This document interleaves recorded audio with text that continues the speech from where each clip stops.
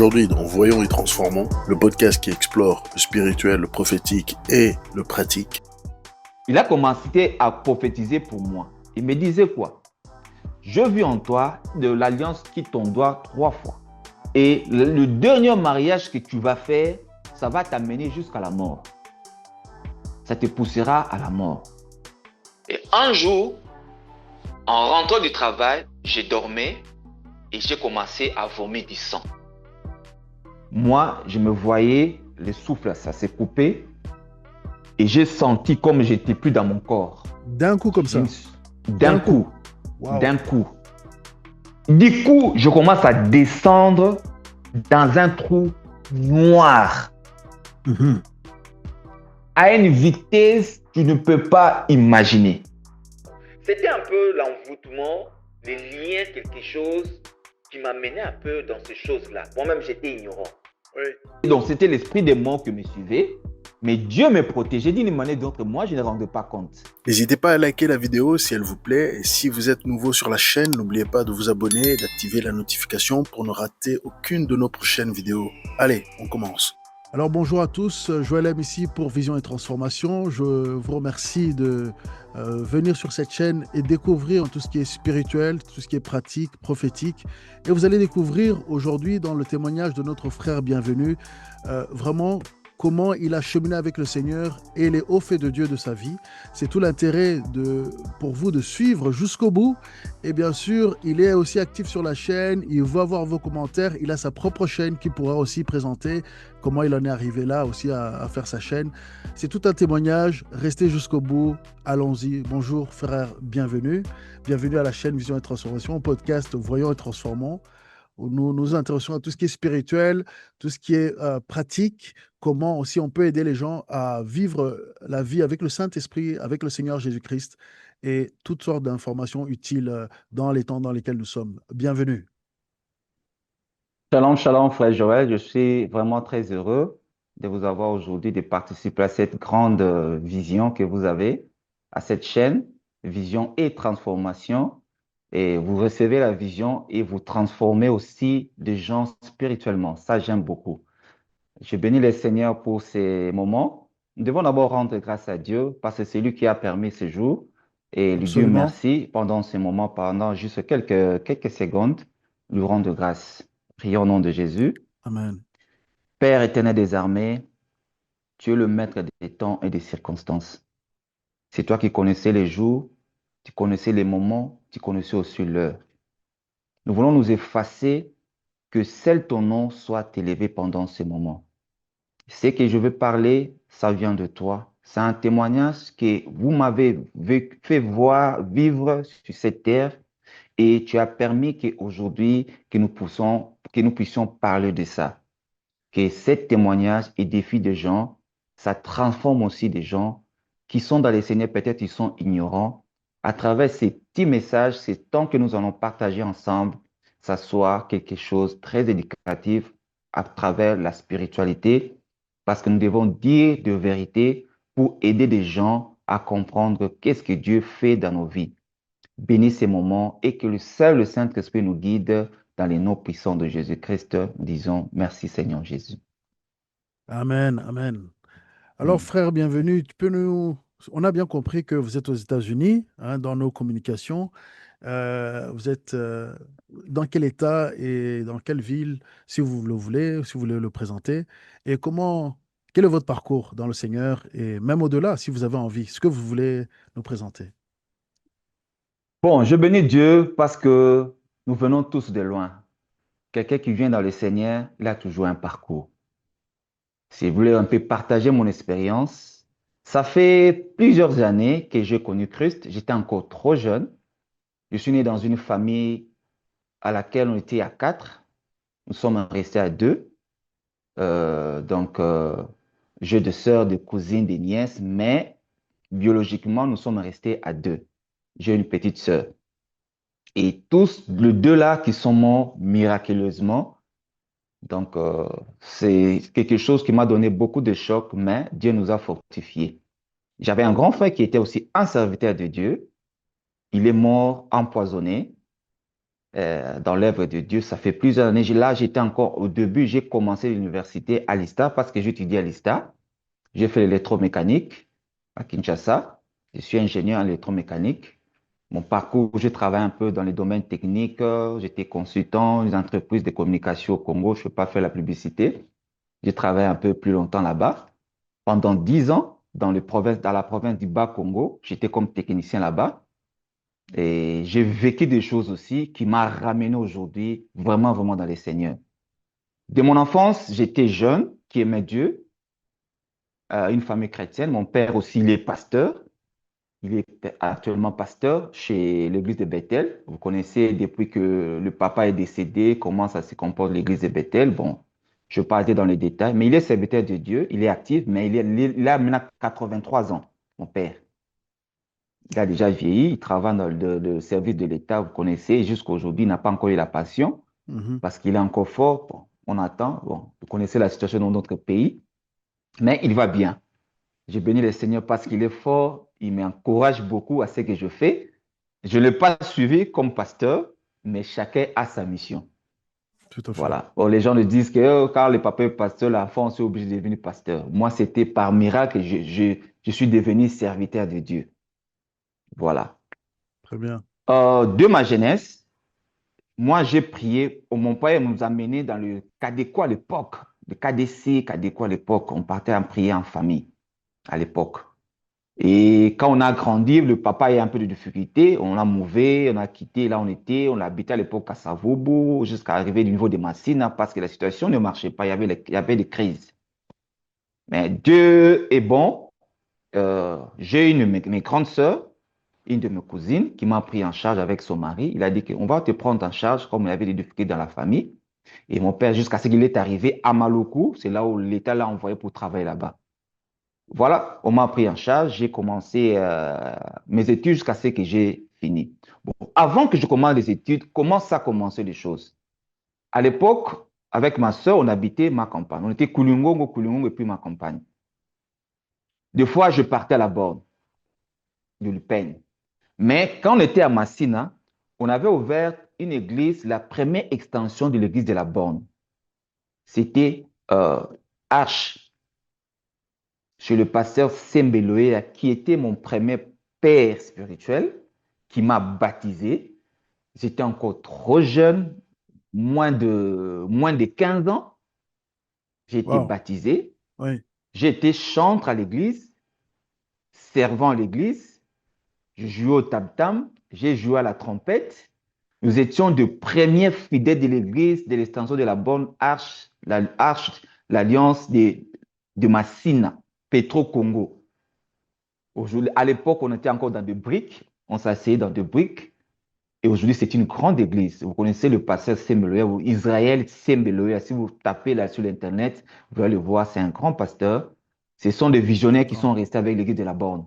D'accord. Celui qui devait être quand le pasteur Vernon était décédé, c'est celui qui devait prendre la tête. Bon, avec la commission, c'est notre personne qui a pris la tête de l'église de la Borne. Maintenant, chacun gère les départements selon les endroits que l'on les a envoyés.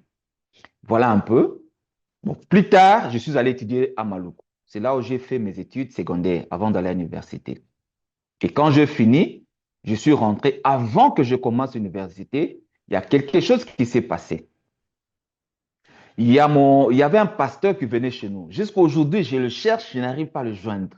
Ça fait très longtemps. Il s'appelait le pasteur Ngoï. Peut-être il va m'écouter un jour. Ouais, Le peut-être pasteur là aujourd'hui, c'est venait le chez bon nous. jour. Vraiment. Il venait chez nous souvent prier à la maison avec ma grande sœur. On faisait des prières à la maison.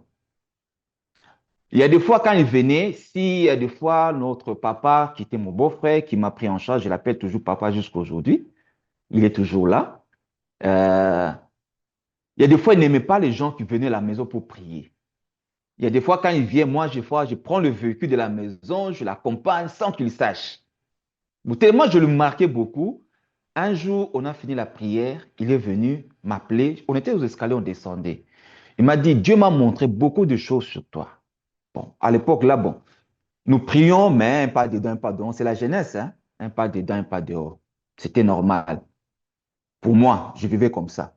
On aime Dieu, mais nous vivons la vie normale. Il a commencé à prophétiser pour moi. Il me disait quoi? Je vis en toi que tu vas échouer dans 3 mois. J'ai vu de l'alliance qui ton doigt 3 fois. L'alliance de mariage. Ah, moi, je dis comment? Ça quitte 3 fois sur mon doigt.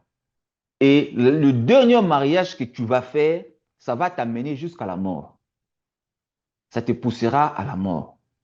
Ouh là Je ne là. comprenais pas tout ce qu'il me disait. Moi, j'ai dit, OK, il n'y a pas de problème.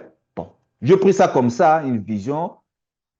Et après, Dieu va faire beaucoup de choses dans ta vie. Mais je ne sais pas comment, mais arrêtez ça. Imaginez, ça fait combien d'années? Moi, j'ai fini l'ISTA, ça fait plus de 20 ans, hein, presque 15 ans, 20 ans. Ouais, Mais il a prophétisé avant cette date-là. Parce que moi, j'ai fini en 99-2000. ouais, Imaginez, j'ai reçu mon diplôme d'État en 95. ouais. J'avais échoué une fois et puis j'ai repris et puis j'ai eu mon diplôme Mhm. et j'ai commencé l'université. Mais c'était avant que je commence l'université. Au début là. Ok, ça s'est passé et Dieu a fait grâce et après j'ai fini et puis j'ai commencé à travailler dans cette entreprise-là.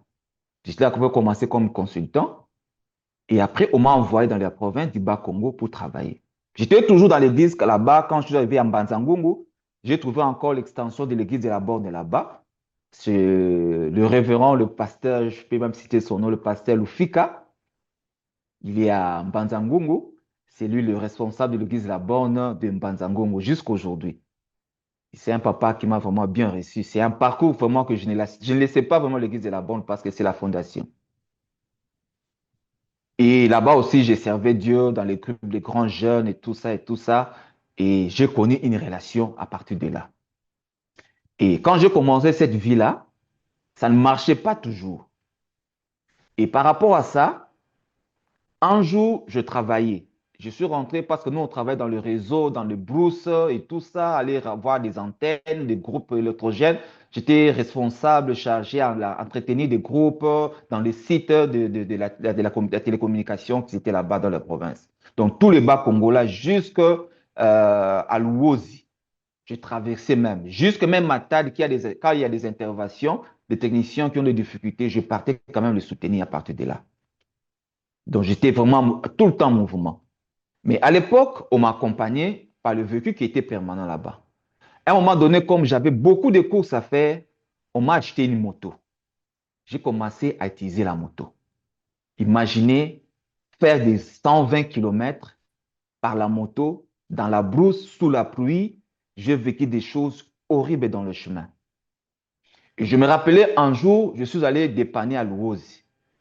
Je traversais de barque là-bas, de l'autre côté. Je fais le travail, mais je devais sortir le soir parce que il y avait encore une panne au niveau de Kimpese. Je ne pouvais pas dormir. J'ai raté le premier bac et j'ai pris la dernière. On a traversé vers le soir, seul sur la moto. Je faisais la route. Papa Joël, je suis arrivé quelque part, crevaison de pneus. Sans réseau, sans quoi, limité par là. Et maintenant, dans la direction qui était en Banzangungu, on commençait à me chercher, de savoir là où j'étais. On n'arrivait pas à me joindre. J'ai Et donc, passé la nuit dans la bourse. c'était en pleine nuit, justement. C'était En encore la pleine nuit. nuit, La crevaison, c'était en pleine nuit. en pleine nuit, Oh là là. vers 22 heures, 22 heures 23 heures. J'ai commencé à pousser la moto pendant 1 heure du temps. Je poussais la moto, je ne savais pas où je partais, j'avançais seulement, je suivais seulement le chemin. Comme Dieu n'abandonne pas ses enfants, il y a un monsieur là qui venait de la bourse, qui sortait déjà, il venait du champ. Ils m'ont vu. Où, tu vas où? Comme ça, j'ai une crevaison, je ne sais pas où aller. Oh, non, non, non, il y a un village juste à quelques kilomètres ici, on peut vous accompagner. Ils m'ont aidé à pousser la moto.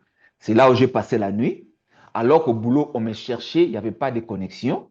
J'ai dormi dans la bourse là-bas, dans des tentes là, comme ça. On a mis des pétroles pour ne pas que les serpents arrivent tout autour là-bas. C'était une natte là, faite de bois avec des bois. Et j'ai passé la nuit là-bas. On m'a amené un peu de manioc, les arachides. J'ai mangé jusqu'au petit matin. Ils sont venus. Et ils ont essayé un peu de réparer mon pneu. Ah, vraiment, les gens qui sont dans le village, ils sont intelligents. Le Il y a des, système D. des- des feuilles là avec des cols. Ils ont ouvert le pneu. ils ont collé le pneu. Ils ont pris la pompe normale des vélos. Ils commencent à pomper le pneu. Comme c'est la moto là, c'était Ah oui, à des grosses là, oui, oui. pour la brousse. Il faut une bonne pression. Voilà, il faut une bonne pression. Ça nous a pris 4 heures du temps pour remplir un pneu. Il faisait des tours. Il pompe, l'autre vient, il pompe, l'autre vient, il pompe, il se repose, l'autre vient, il pompe, l'autre vient, il pompe. Et après, j'ai démarré la moto, j'ai continué ma route. J'ai roulé jusqu'à une bifurcation à 50 km d'atteindre PC. La crevaison encore. Le même Là, pneu? j'étais foutu. Le... Même pneu. Bon, comme c'était le jour, j'étais là-bas. Il y avait eu des alertes. L'ingénieur s'est perdu, on n'a pas les contacts. Ils se sont sensibilisés. Ils ont envoyé la Jeep pour me chercher dans la bourse. Heureusement, là où j'étais, c'était un petit village. On m'a dit, il faut monter là-bas, la montagne, pour avoir un peu la connexion. Je suis monté là-bas, j'ai eu un peu une barre, j'ai essayé d'appeler et tout le monde s'est étonné. On a cru que tu es mort et tout ça dans la bourse parce qu'on a dit que tu avais déjà traversé, mais tu n'es pas arrivé. Dieu est bon, on m'a récupéré. La Dieu est venu me prendre, je suis rentré. Et un autre jour, j'allais en Kamba pour dépanner là-bas. À mon retour, une forte pluie.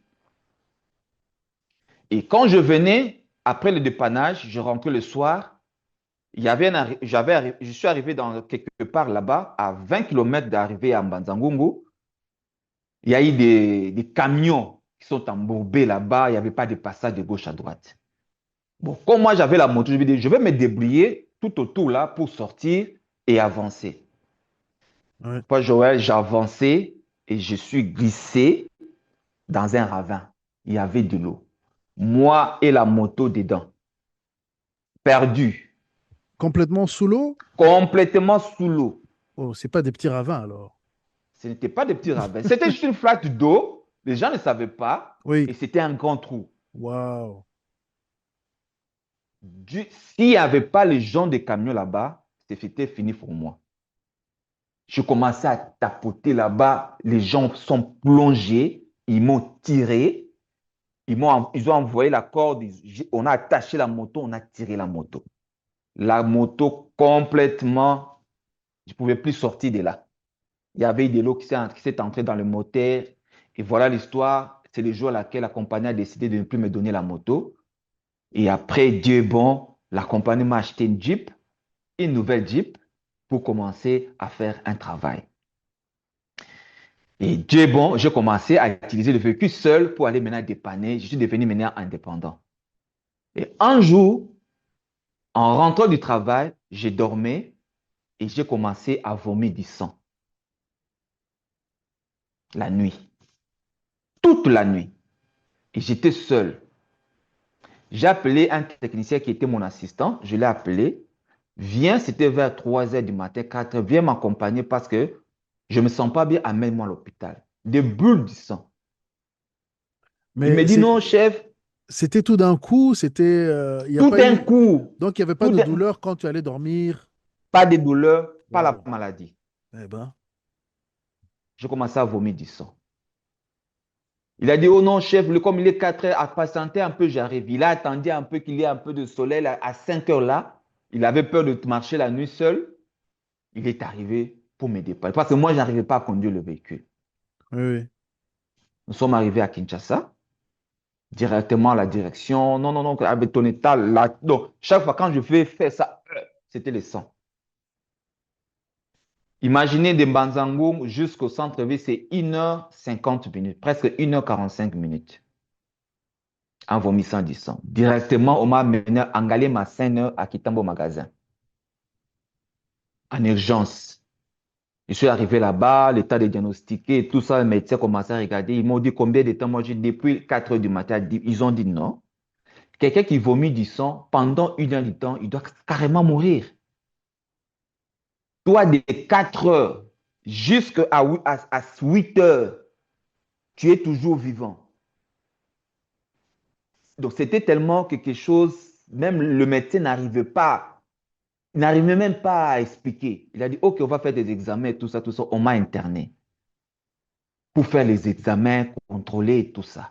Bref, j'étais empoisonné. Comment? Je ne sais pas. Si c'était spirituel ou comment, je ne sais pas.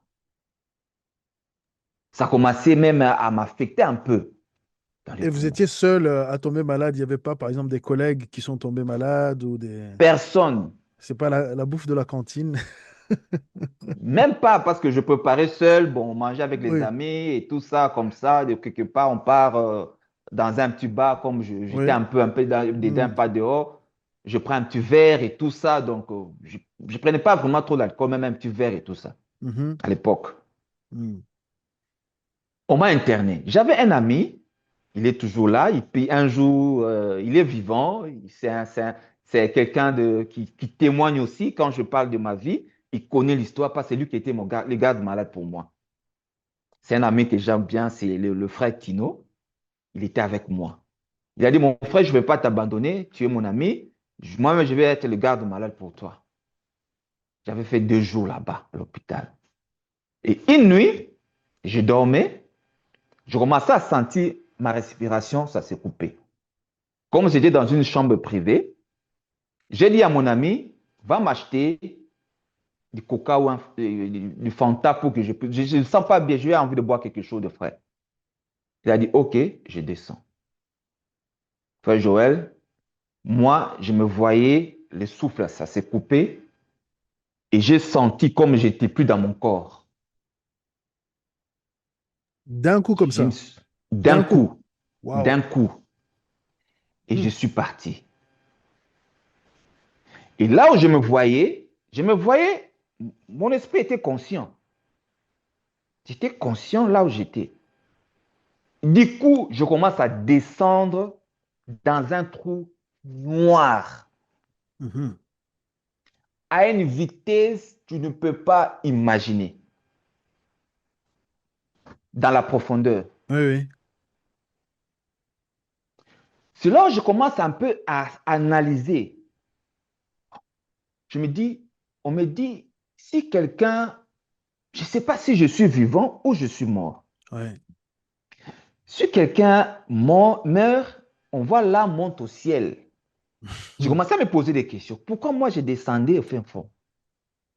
Tout à fait. Très bonne question. Je descendais à une grande vitesse. Je ne savais même pas comment. Papa, le couloir de séjour des morts, c'est tout noir. J'ai compris ça après. Qu'est-ce qui s'est passé pendant ce moment-là? C'était vers 4 heures du matin, 3 heures du matin, 4 heures du matin. Le pasteur que je vous ai raconté, le pasteur que tu venais chez nous prier à la maison, Oui. ça faisait plusieurs années, même 4 ans, 5 ans, je n'avais plus ces nouvelles. Là où il dormait chez lui à la maison, il était déjà un homme marié, installé chez lui. Il habitait Lingual à l'époque. Le Seigneur lui a réveillé à ces heures-là. Il lui dit, va prier pour mon serviteur. Il ne savait pas qui la personne. Il a fait semblant, il continue à dormir. Deuxième fois encore, il a sauté. On lui dit, réveille-toi, va prier pour mon serviteur. Waouh. Maintenant, il est à côté avec sa femme. Sa femme me dit, qu'est-ce qu'il a dit? Oh, j'attends, mais on me dit d'aller prier pour quelqu'un. Heureusement, il avait une femme qui Pieuse. craignait Dieu. Hmm. Il a dit, tu es un serviteur de Dieu. Si c'est la voix de Dieu, prends la voiture, sors, va là où le Seigneur t'a envoyé. Le Seigneur lui a dit, dans l'hôpital de Ngali Masséne, à Kitamo Magasin, il n'a pas dit le lit de l'hôpital ou la chambre de l'hôpital. Mhm. Il a dit, va seulement dans la chambre privée, parce qu'il y avait seulement une chambre privée là-bas, va prier pour quelqu'un. Il ne savait pas la personne à qui il devait prier pour lui. Waouh.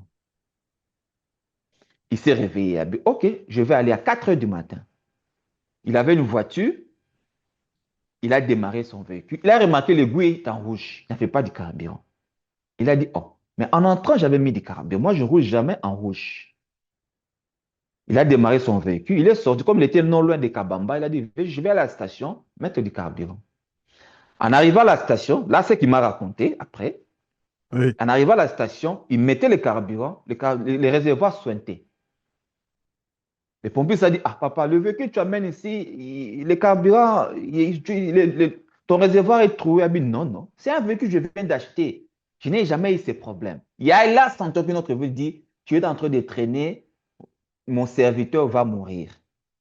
Wow, wow. Il a dit au pompiste, ça va, il n'y a pas de problème, je vais payer. Il a démarré son véhicule avec le rouge là. Il a conduit jusqu'à l'hôpital. En arrivant à l'hôpital, il a vu le débandant de couloir. Dieu est bon, il a vu mon ami. Il ne connaissait pas si c'était la mère. Il a posé seulement la question. Je cherche la chambre privée ici. Dieu m'a envoyé de prier pour quelqu'un. Mon ami a réfléchi, a dit, bon, dans cette chambre-là, il y a un blanc, il y a un noir. S'il est noir, donc il est venu prier pour mon ami qu'il est noir. Il a dit, oui, la chambre que tu dis là, j'ai mon ami là-bas, on est en train de voir l'infirmier parce qu'il ne respire plus. Le Ouais. pasteur a dit, OK, montrez-moi la chambre. Ils sont montés dans la chambre. En arrivant, moi, je n'étais plus là. Là où moi j'étais, moi je partais. Je ne savais pas tout ce J'étais qui déjà s'est passé. descendu. Mhm. J'étais déjà descendu. Et en arrivant là-bas, il a dit, avant que vous l'ameniez à la morgue ou quoi que ce soit, laisse-moi d'abord prier. Le temps que le médecin vienne aussi faire le dernier signe vitaux et tout ça pour confirmer la mort, qu'on m'amène à la morgue. Le temps que le chauffeur d'ambulance vient, il a dit, moi laisse-moi d'abord prier. Et puis vous allez partir. Là aussi, il priait, il n'était pas aussi conscient, c'était moi la personne qu'il connaissait. Enfin, Joël, il a commencé la prière. Et là où j'étais, je suis resté maintenant en suspens. Je suis resté en suspens.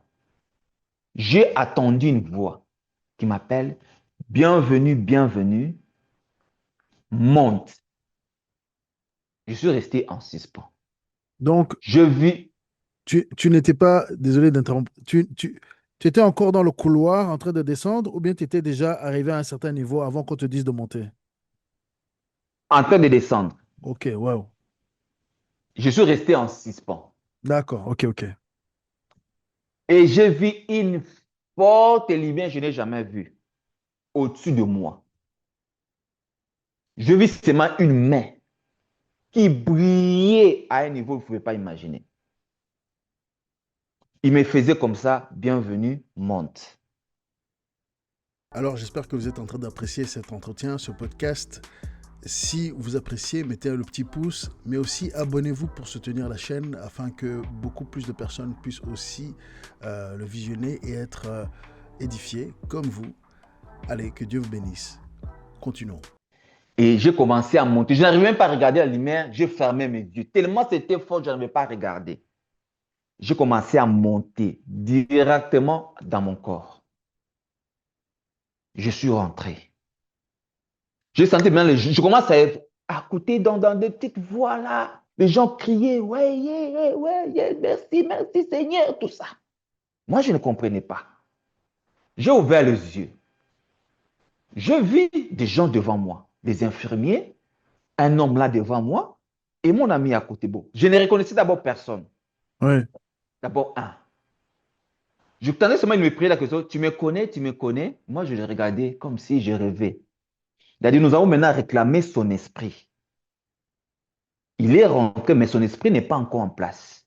d'accord. Il a commencé encore à prier, à prier, à prier, à prier. Il me repose encore la question. Tu me connais? Et j'ai commencé à dire, je ne te connais pas. Et j'ai commencé à regarder, lui, tu le connais? Ah oui, lui, je le connais, c'est mon ami. Oui. Il a commencé à dire, gloire à Dieu, gloire à Dieu, gloire à Dieu. Et mon ami commençait à se fâcher contre moi. Toi, bienvenue. Quand on parle des gens meurent comme ça, oui, je comprends aujourd'hui. Quand quelqu'un t'envoie à l'hôpital, va m'acheter quelque chose, c'est qu'il veut mourir. Donc, toi, tu m'envoies pour acheter, alors que toi, tu savais que tu voulais mourir, tu veux amener des problèmes chez vous à la maison. Comment ça m'engueuler là? Mhm. Moi, je ne comprenais pas. Je dis, ah, sinon, j'ai fait comme, bienvenue, tu étais mort. Moi, j'étais là, tu es mort. On était parti Wow. voir les gens des infirmiers pour qu'on t'amène à la mort. Et heureusement, le pasteur ici est venu pour prier pour toi. Tu vois Wow. comment vous cherchez les gens des problèmes. Mhm. Et puis le pasteur me dit, bienvenue, voilà ce qui m'est arrivé. Donc, là où je viens de vous rencontrer, là, c'est que le Seigneur a fait pour lui. Tu as Absolument. une grâce particulière que Dieu a fait dans ta vie. Tu es rentré à la vie. N'oublie pas, une chose m'a dit, n'oublie pas ces dieux-là. C'est moi le pasteur Ngoï qui venait chez vous à la maison à ma campagne. Je me suis souvenu, ah oui, c'est vous. Ah, tu te souviens? Mais oui, je me souviens maintenant. Ça fait des années. Ah, mais voilà. Moi, je ne savais pas. Je n'avais pas de nouvelles. Dieu m'a amené ici pour prier pour quelqu'un que je ne connais pas, alors qu'il y a une personne que moi, je connaissais avant. C'est là où j'ai reçu la grâce. Vraiment, ça, c'est une grâce. Et c'est parti. Je me suis rétabli. C'est le même jour, le lendemain. Je suis descendu à l'hôpital. Le médecin, quand ils sont arrivés, on les a rencontrés. Ce qui s'est passé jusqu'au matin là. Il a fait des examens. Tout ça, dit que tu n'es plus malade. Tu devais rentrer à la maison. Je suis guéri à l'instant. Plus de fièvre, tout ce que je sentais, je ne sentais plus. Il m'a dit, bon, comme c'était un peu de poumon, bon, pour masquer un peu la maladie, il a dit, à commencer un peu à prendre le médicament de l'antituberculose, peut-être, parce que quand je toussais, il y avait du sang qui sortait. Ah, Et je suis sorti. même après, ou après, tu ne toussais plus. Quand tu es sorti, tu ne toussais plus, ou bien ça a eu un petit peu de résidus? Non, non, non, non. Pas de Hmm. résidus, donc il m'a donné des préventifs de prendre Ah, le médicament. vu ce qu'il avait vu auparavant. Ok, d'accord. Auparavant, il a D'accord. dit, prends le médicament, continue à prendre à la maison. Comme tu te sens bien, tu t'es levé, tu es bien, tu peux rentrer à la maison, tu sors de l'hôpital. C'est un miracle. Pour eux, c'était un miracle. Oui, absolument. Je suis rentré, j'ai commencé mes cures. Après, bon, quelques jours après, je suis rentré au travail. Et en arrivant au boulot, je me suis senti vraiment en insécurité. Je me suis dit, mon manager, comme il était un serviteur de Dieu, il est pasteur aussi. Je le salue aussi. Le papa Emmanuel Ntsangou, il fut mon manager à l'époque. Il est devenu pasteur, il est en pension, mais il sert Dieu maintenant, il est pasteur. Il m'a appelé dans son bureau, il dit, bienvenue, tu peux t'empoisonner ici au bureau ici. Moi, je dis, papa, je ne sais pas. Il dit, ce qui est arrivé, c'est le fait des poisons. Sur le poison. Mais comment tu vas faire? Il faut être prudent là où tu fréquentes tes amis, tes connaissances. Je lui ai dit, papa, je ne sais même pas d'où ça vient. Et je me suis rétabli, j'ai repris le travail, mais quelque temps après, j'avais démissionné. Oui, J'ai laissé l'entreprise, je suis rentré à Kinshasa. Et quand je suis rentré, j'avais tout cassé, même mes relations, j'avais tout cassé. Je me suis senti vraiment l'insécurité partout. J'ai cassé, je suis rentré, je me suis allé rester chez un ami là, loin du campus, loin de ma famille. Personne ne savait là où j'étais. Et tout le monde oui, disait que bienvenue est perdu, bienvenue il a quitté le travail, on n'a pas ces nouvelles. J'avais éteint le téléphone pendant un temps. oui, Je devais vraiment me reposer. Toute ma famille me cherchait, de gauche à droite, où est passé bienvenue, où est passé, il est où? On appelle, bon non, il avait démissionné, il a quitté Banzangongo, mais on n'avait pas ces nouvelles. Et après, soudain, je me suis décidé d'aller à Lubumbashi. J'ai pris l'avion. Quand j'ai reçu un peu d'argent qu'on m'avait donné là, je partais seulement au bureau. Et j'ai appelé mon ami là. Je dis, mon ami, je suis là. Il dit, mais toi aussi, tu es comment? Tu m'as cherché des problèmes à l'hôpital, tu es perdu, et maintenant tu m'appelles, tu es là. Tu es comment? Donc, il n'arrivait pas à me comprendre, mon ami là. C'est le seul ami que je partageais un peu de secrets. oui, oui. Il y a Je dis, toujours je un suis ami en ville proche. ici. Yeah. Je dis, je suis en ville ici, viens me rejoindre. Il dit, bienvenue. Je ne crois pas que ça dit, viens me rejoindre. Il est venu, il m'a vu. Il dit, bienvenue, tu es comment? Toute la famille te cherche. C'est moi qu'on m'appelle. Sinon, tu connais là où est bienvenu. Dis-nous là où il est bienvenu. Il parlait à mes frères et soeurs, mes papas. Je ne connais pas là où il est. Hmm? C'est un gars problématique. Je ne connais pas là où il est. Il a abandonné le travail. Il a tout abandonné. Bon, c'était un peu l'envoûtement, les liens, quelque chose qui m'a mené un peu dans ces choses-là. Moi-même, j'étais ignorant. Oui, J'étais ignorant. C'était des liens. Parce que après, j'avais passé par des délivrances. C'était un peu des oui, liens oui, oui. qui me poussaient. Donc, c'était l'esprit des morts qui me suivait. Mais Dieu me protégeait d'une manière ou d'une autre. Moi, je ne rendais pas compte. Tout à fait. Oui. Et après, je suis allé à Lubumbashi. J'ai commencé une autre vie là-bas et tout ça. Mais j'ai commencé à partir quand même à l'église, un peu là-bas, on est là-bas, bon, un peu de gauche à droite et tout ça, bon. Et Dieu a fait grâce, j'ai trouvé un autre travail, j'ai commencé à travailler dans une entreprise de pétrole là-bas, à Lubumbashi, comme j'étais technicien. J'ai commencé à travailler. Un jour, on devait aller en mission vers Kolwezi. Mon patron m'a dit, bon, bienvenue, comme tu es là, c'est toi qui vas prendre le véhicule avec l'équipe, avec ton manager. C'était un peu des Indiens, des Pakistanais. Partez avec eux parce qu'il y avait une mission là-bas, il y a une entreprise là, il y avait un problème des huiles. Comme j'étais technicien des huiles dans le commerce, je faisais un peu le marketing sur ça. Pour Hmm. les moteurs, comme je connaissais l'histoire des moteurs, j'ai qualité des moteurs, on m'a mis dans le département des huiles et j'ai commencé à travailler. On est allé à Coloésie pour faire ce travail-là. En arrivant, on a travaillé tellement toute l'année de temps de livrer, de charger des camions, livrer des produits et tout ça parce qu'ils étaient en déficit des huiles. Et on a sauvé la situation qu'il y avait dans les machines là-bas. Et le lendemain matin, le manager a décidé qu'on rentre. Il me dit, on n'a pas bien dormi. Oh non, il faut qu'on rentre à Lubumbashi parce qu'il y a encore des travaux là-bas, il faut qu'on rentre. Je devais conduire. Le premier équipe qui était dans les camionnettes, ils commençaient à partir avancer. Comme nous, on était dans la Jeep, bon, on a dit, bon, nous, on va avancer. Vous, vous venez après le temps de livrer quelques filles qui s'étaient restées et vous allez nous suivre.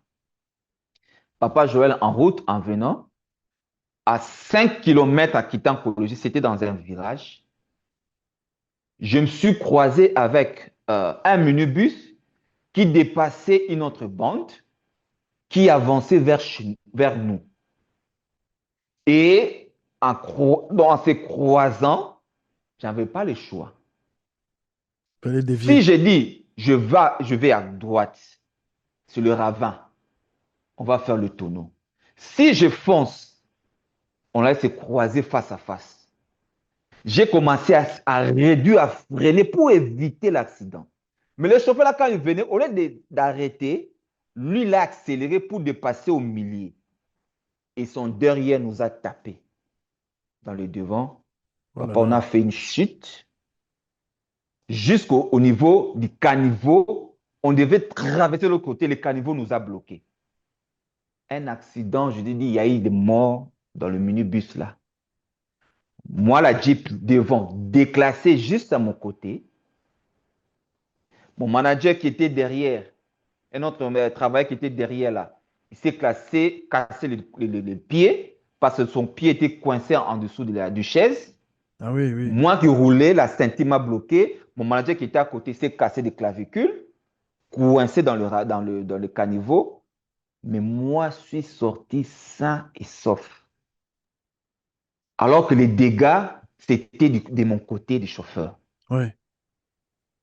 Et heureusement, comme notre minibus qui était derrière s'est arrêté, le temps d'appeler les autres, ramasser des morts, des blessés, ils sont venus maintenant casser la portière là où j'étais. Je suis sorti.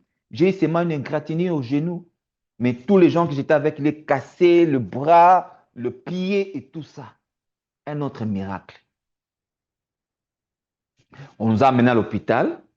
Et le lendemain, on nous a envoyé les petits porteurs, nous venus nous prendre, nous a ramenés à Lubumbashi pour qu'on nous soigne là-bas, dans un hôpital là-bas.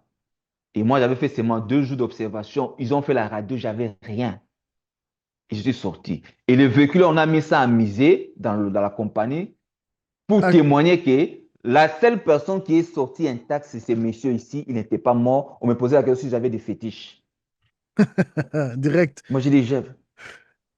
Donc, quand on voit le véhicule, tu ne peux pas imaginer que ce véhicule-là, la Donc, personne qui conduisait le véhicule devait sortir vivant. elle a été déclassée, quoi, la voiture. Déclassé complètement. Mais Irrécupérable. moi, le chauffeur, je suis sorti idem, sain et sauf, Un miraculé. un miraculé. Voilà. Et quelques temps après, bon, je commençais à faire ma vie. Bon, rien n'est marché, rien n'est marché. Et j'ai commencé à réfléchir autrement. Qu'est-ce que je dois faire? Je suis allé faire une formation de la criminologie. Je Donc, suis d'ingénieur laissé électrique, vous allez en criminologie. Waouh. en criminologie. Il y avait un centre qui était là-bas. On formait des policiers, des policiers judiciaires.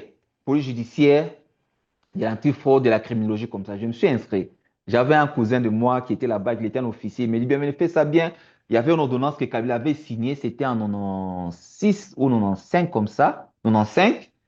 Tous les gens qui vont faire une formation à caractère judiciaire, d'office, vont aller à Kassangoulou, une formation pour devenir des officiers. Ils ont des grades de capitaine, de major, selon la catégorie. Après cette formation-là, je me suis inscrit. J'ai réussi les récépissés comme policier des réserves. On a fait la formation, les cours, j'ai réussi, j'ai fini, j'ai mon diplôme. Et je me suis intégré à la police, à Lubumbashi. J'ai commencé un peu à travailler avec mon frère là, et puis par après, il me dit, moi ici, comme tu n'as pas encore eu le matricule, il faut aller à la formation. On m'a fait un document, le fait de route. Je suis allé à Kinshasa. Bon, avant d'avoir aller à Kinshasa, j'avais fait la connaissance à l'époque avec le numéro 1 de la police. On a fait la connaissance après Lubumbashi. J'ai passé mon interview. Il a dit, dès que vous venez à Kinshasa, veuillez me voir, je vais t'intégrer. Tu vas faire la formation, je vais t'intégrer. Chose faite, en arrivant aussi à Kinshasa, le temps de le voir, comme il était tellement busy, j'attendais toujours le rendez-vous. Dieu a fait que la personne qui était son secrétaire, c'était un papa lequel on était avec lui à l'époque à Maluku, à l'époque de garde civile. Et quand mon cousin là m'a dit que c'est le papa là, tu peux le connaître, il a appelé, mais bienvenue est ici, il devait voir le chef. Il a dit, OK, notre petit là de Maluka à l'époque, ah, OK, il n'y a pas de problème. Je vais dire au chef que la personne que tu étais avec le Lubumbashi est à Kinshasa. À partir de ces documents, il a eu son fait de route, il est ici à Kinshasa. Il a dit, non, non, non, il n'y a pas de problème. Faites un rendez-vous avec lui qui vient me voir. Mais il devait d'abord aller faire la formation à Kassangol. Papa, pour faire la formation, on attendait. Nous étions la deuxième promotion de ce centre-là des OPJ là-bas, à Kassangol. D'accord. À l'époque, il y avait un ministre de l'Intérieur qui a bouffé l'argent de notre promotion. Ah, ah, nous devons Il prier a pour nos pays. détourné, Nous il devons a prier pour nos détourné dirigeants. l'argent de la formation. Oui. Il y avait des gens qui venaient de l'intérieur, beaucoup ils sont restés à Kinshasa sans boulot, sans formation, sans poste, parce qu'ils devaient entrer à la formation pour avoir des postes, avoir Hmm. des affectations. Oui. On était bloqués. Mhm. Dieu est bon, il a dit, non, non, bienvenue, viens. Il m'a fait un document, viens voir le numéro un. Je suis allé, il m'a reçu. On a dit, on va faire la prise en force pour que tu intègres directement la police, tu commences à travailler. Et je suis entré, on m'a fait la lettre, on m'a dit, patientez le temps que le chef signe, je suis rentré. Le lendemain, on m'appelle d'urgence, bienvenue, viens, le document est signé par lui-même le chef, viens prendre ton document. C'est là où j'ai eu l'affectation. J'ai commencé à travailler dans un service chez nous, dans notre pays. Et puis, un bon poste, on m'avait mis comme commandant dans un département avec des anciens qui me coachaient un peu là. Mais en travaillant là-bas, mon cœur n'était pas toujours disponible à ça. J'étais même moi-même conscient que je fais quelque chose, mais je n'étais pas formé. J'ai quand même la connaissance sur le terrain, mais je devais quand même passer par une formation. La réalité, vous connaissez, des connexions, des branchements, vous connaissez comment ça se passe. Je travaillais quelques mois, on avait reçu une mission là, on est allé faire l'intervention quelque part, en arrivant là-bas, et puis on a fait l'intervention, c'était très bien passé, on m'avait bien coté, mais il y avait un cousin qui m'appelait, mon frère, il y a un dossier là, on cherche des gens pour faire assister à une conférence aux États-Unis. Maintenant, je vous ramène maintenant aux États-Unis. Comment je suis arrivé? Il y a une conférence là, tu peux tenter la chance. Moi, je dis, ah, moi, avec mon statut, je fais des expositions à l'aéroport, est-ce que je vais traverser vraiment? Elle a dit, non, c'est une compagnie qui cherche des gens. On a fait des documents pour moi, comme membre de l'entreprise, avec le badge et tous les documents possibles. Ouais. Le problème qui était resté seulement réussir à l'interview. Ah. Comme j'avais pas vraiment assez de moyens, comme je venais de commencer, il y avait des gens de bonne foi qui m'ont aidé. Et j'ai pris un peu d'argent. Bon, j'ai dit, j'ai terminé ces dossiers-là, j'ai donné une partie, le temps de compléter. Pour faire un dossier, là, il faut donner de l'argent. J'ai eu tout et j'ai eu les rendez-vous à l'ambassade. Et les jours de l'ambassade, nous sommes allés, on était à à 5 personnes dans les dossiers-là.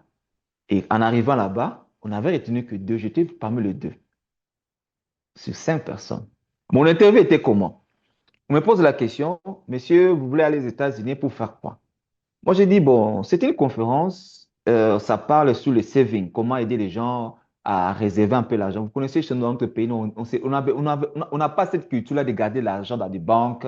Oui, On a toujours l'habitude de garder de l'argent. Il n'y en a pas. la culture Hein, ça va me financière. Hmm. financier, il n'y en a pas. Moi, ça va m'aider à aider mes amis, mes frères qui travaillent. Il faut mettre l'argent à la banque, ça peut te produire, c'est en sécurité. On dit, oh, tu es intelligent, hein? Ça, c'est intéressant, ça. L'Amérique t'accorde le visa. C'était facile pour moi. Une question avec la réponse là que je vous ai dit là, et c'était fini. Oui. J'ai eu le Donc, visa. ouais. Maintenant, il faut voyager. Et c'était à quelle époque? À l'époque où on devait changer la constitution chez nous, là où il y a eu des désordres. Et D'accord. au service, on m'appelle. Oh, vous allez intervenir le soir le soir, vous allez passer la nuit parce que demain, tous les gens qui vont bouger, qui vont faire les désordres, il faut tirer sur eux. Moi, je me suis senti mal. Donc, tiré à balles réelles. À balles réelles, c'était la condition que vous Ouh avez là donnée. là, ouh Ça, je là vous dis la là. vérité. Ça, c'est chaud, là. Je ne Ouais. vais pas cacher cela. Hmm. J'ai commencé à prier, Seigneur, je te connais, Seigneur. Hein? Je n'ai jamais touché une arme. On va me donner une arme pour aller faire ça. Qu'est-ce que je veux faire? C'était 2 jours avant de nous donner déjà de vous préparer. Comme il y a eu des gens de bonne volonté, j'ai eu l'argent du billet. Je suis allé acheter les billets, une réservation. J'ai acheté Oui. les billets. À la veille du 16 au 17, pour que l'événement ça se passe chez nous en 96, on m'appelle au boulot, je dis, mon vol c'est le soir. C'est le même soir là qu'on devait aller monter la garde, le matin commence l'opération. J'ai Mhm. appelé un ami, il m'a emmené à l'aéroport. Maintenant, comment entrer à l'aéroport? Et si on me repère? Je me suis caché. Quand je suis entré au couloir, mon ami m'a laissé seulement, il est parti. Comme Dieu, non. J'ai vu un responsable de l'immigration. C'était un frère qu'on était avec lui à l'époque. J'étais encore trop jeune. Il m'a vu. Ah, puis c'est toi, bienvenue. Ah, puis, je vois le fils. Je te vois comme si je te connais. Oui, oui, je te connais. Tu étais là-bas. Oui, oui. On sait vraiment. Il y a eu la collade. Elle dit, tu vas où? Je voyage aux États-Unis. Ah, toi, tu ne peux pas entrer là-bas. Non, non. Donne-moi ton passeport et tout. Dès que tu sens seulement l'embarquement, va seulement au guichet, on te donne ton passeport. Tu vas dire de la part du chef, on va te donner le passeport. Je me suis allé me cacher. Waouh. Quand on dit l'embarquement, quand les gens tout ont commencé à diminuer, moi, je suis allé seulement au guichet. Je dis, oh, je vais prendre mon passeport. On a déjà mis la sortie et tout, j'ai pris mon passeport directement dans la salle d'attente. Et je suis arrivé aux États-Unis. Waouh. Je n'avais pas abandonné Dieu. Mhm. C'est là où j'ai compris toutes ces étapes-là, Dieu même, jusqu'à arriver aux Absolument. États-Unis. Mhm. Et il y avait une communauté chrétienne qui nous ont reçus. C'est là où j'ai commencé à fréquenter une église là-bas. Amen. C'était à Portland, Maine que je suis arrivé. Et quelques années après, j'ai commencé à servir Dieu dans les églises, dans la coordination et tout ça, avec des pasteurs. J'ai travaillé avec beaucoup de pasteurs à Maine là-bas. Je ne sais pas citer tous les noms parce qu'ils sont nombreux. J'ai Oui, c'est pas travaillé avec beaucoup de nécessaire. pasteurs. C'est pas nécessaire. Et un jour, je suis entré aussi dans une relation aussi. Je commençais notre aventure dans une relation. Donc, l'autre relation n'avait pas survécu jusque Ça n'a là. pas arrivé que c'était arrêté là. C'était déjà Mhm. fini. Mhm. Et je suis arrivé. J'ai commencé notre relation. Et un jour, je travaillais. Mais là où j'étais aussi, c'était fait dans le désordre. Rien ne marchait toujours.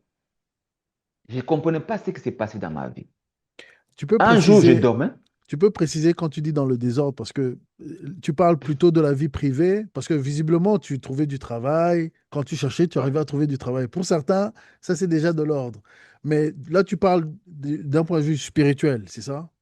Oui, d'un point de Ou vue spirituel oui, et d'un point de c'était vue un pied aussi dans des dedans. relations. Un Oui, peu voilà, dedans, c'est un peu voilà. dedans, un peu OK. dehors. Oui. Je n'étais pas vraiment en Mhm. équilibre normal. Ouais, ouais. Il y avait quelque chose de sentais toujours que ça ne marche pas dans ma vie. Oui, oui, oui, oui. Même dans la relation, il y a de l'instabilité. Oui, J'étais je toujours dans vois. l'instabilité. Mhm.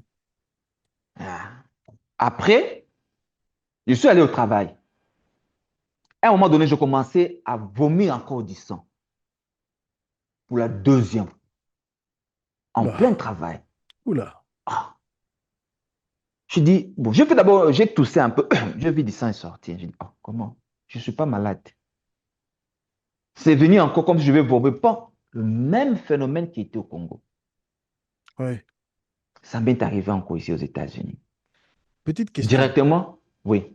Est-ce que tu as remarqué, est-ce que c'était dans la même période de l'année ou est-ce qu'il y a eu des similitudes au-delà du phénomène lui-même? Est-ce que c'était maintenant que vous y pensez? Après plusieurs années, quand je fais 2 ans, 3 ans après, Mhm.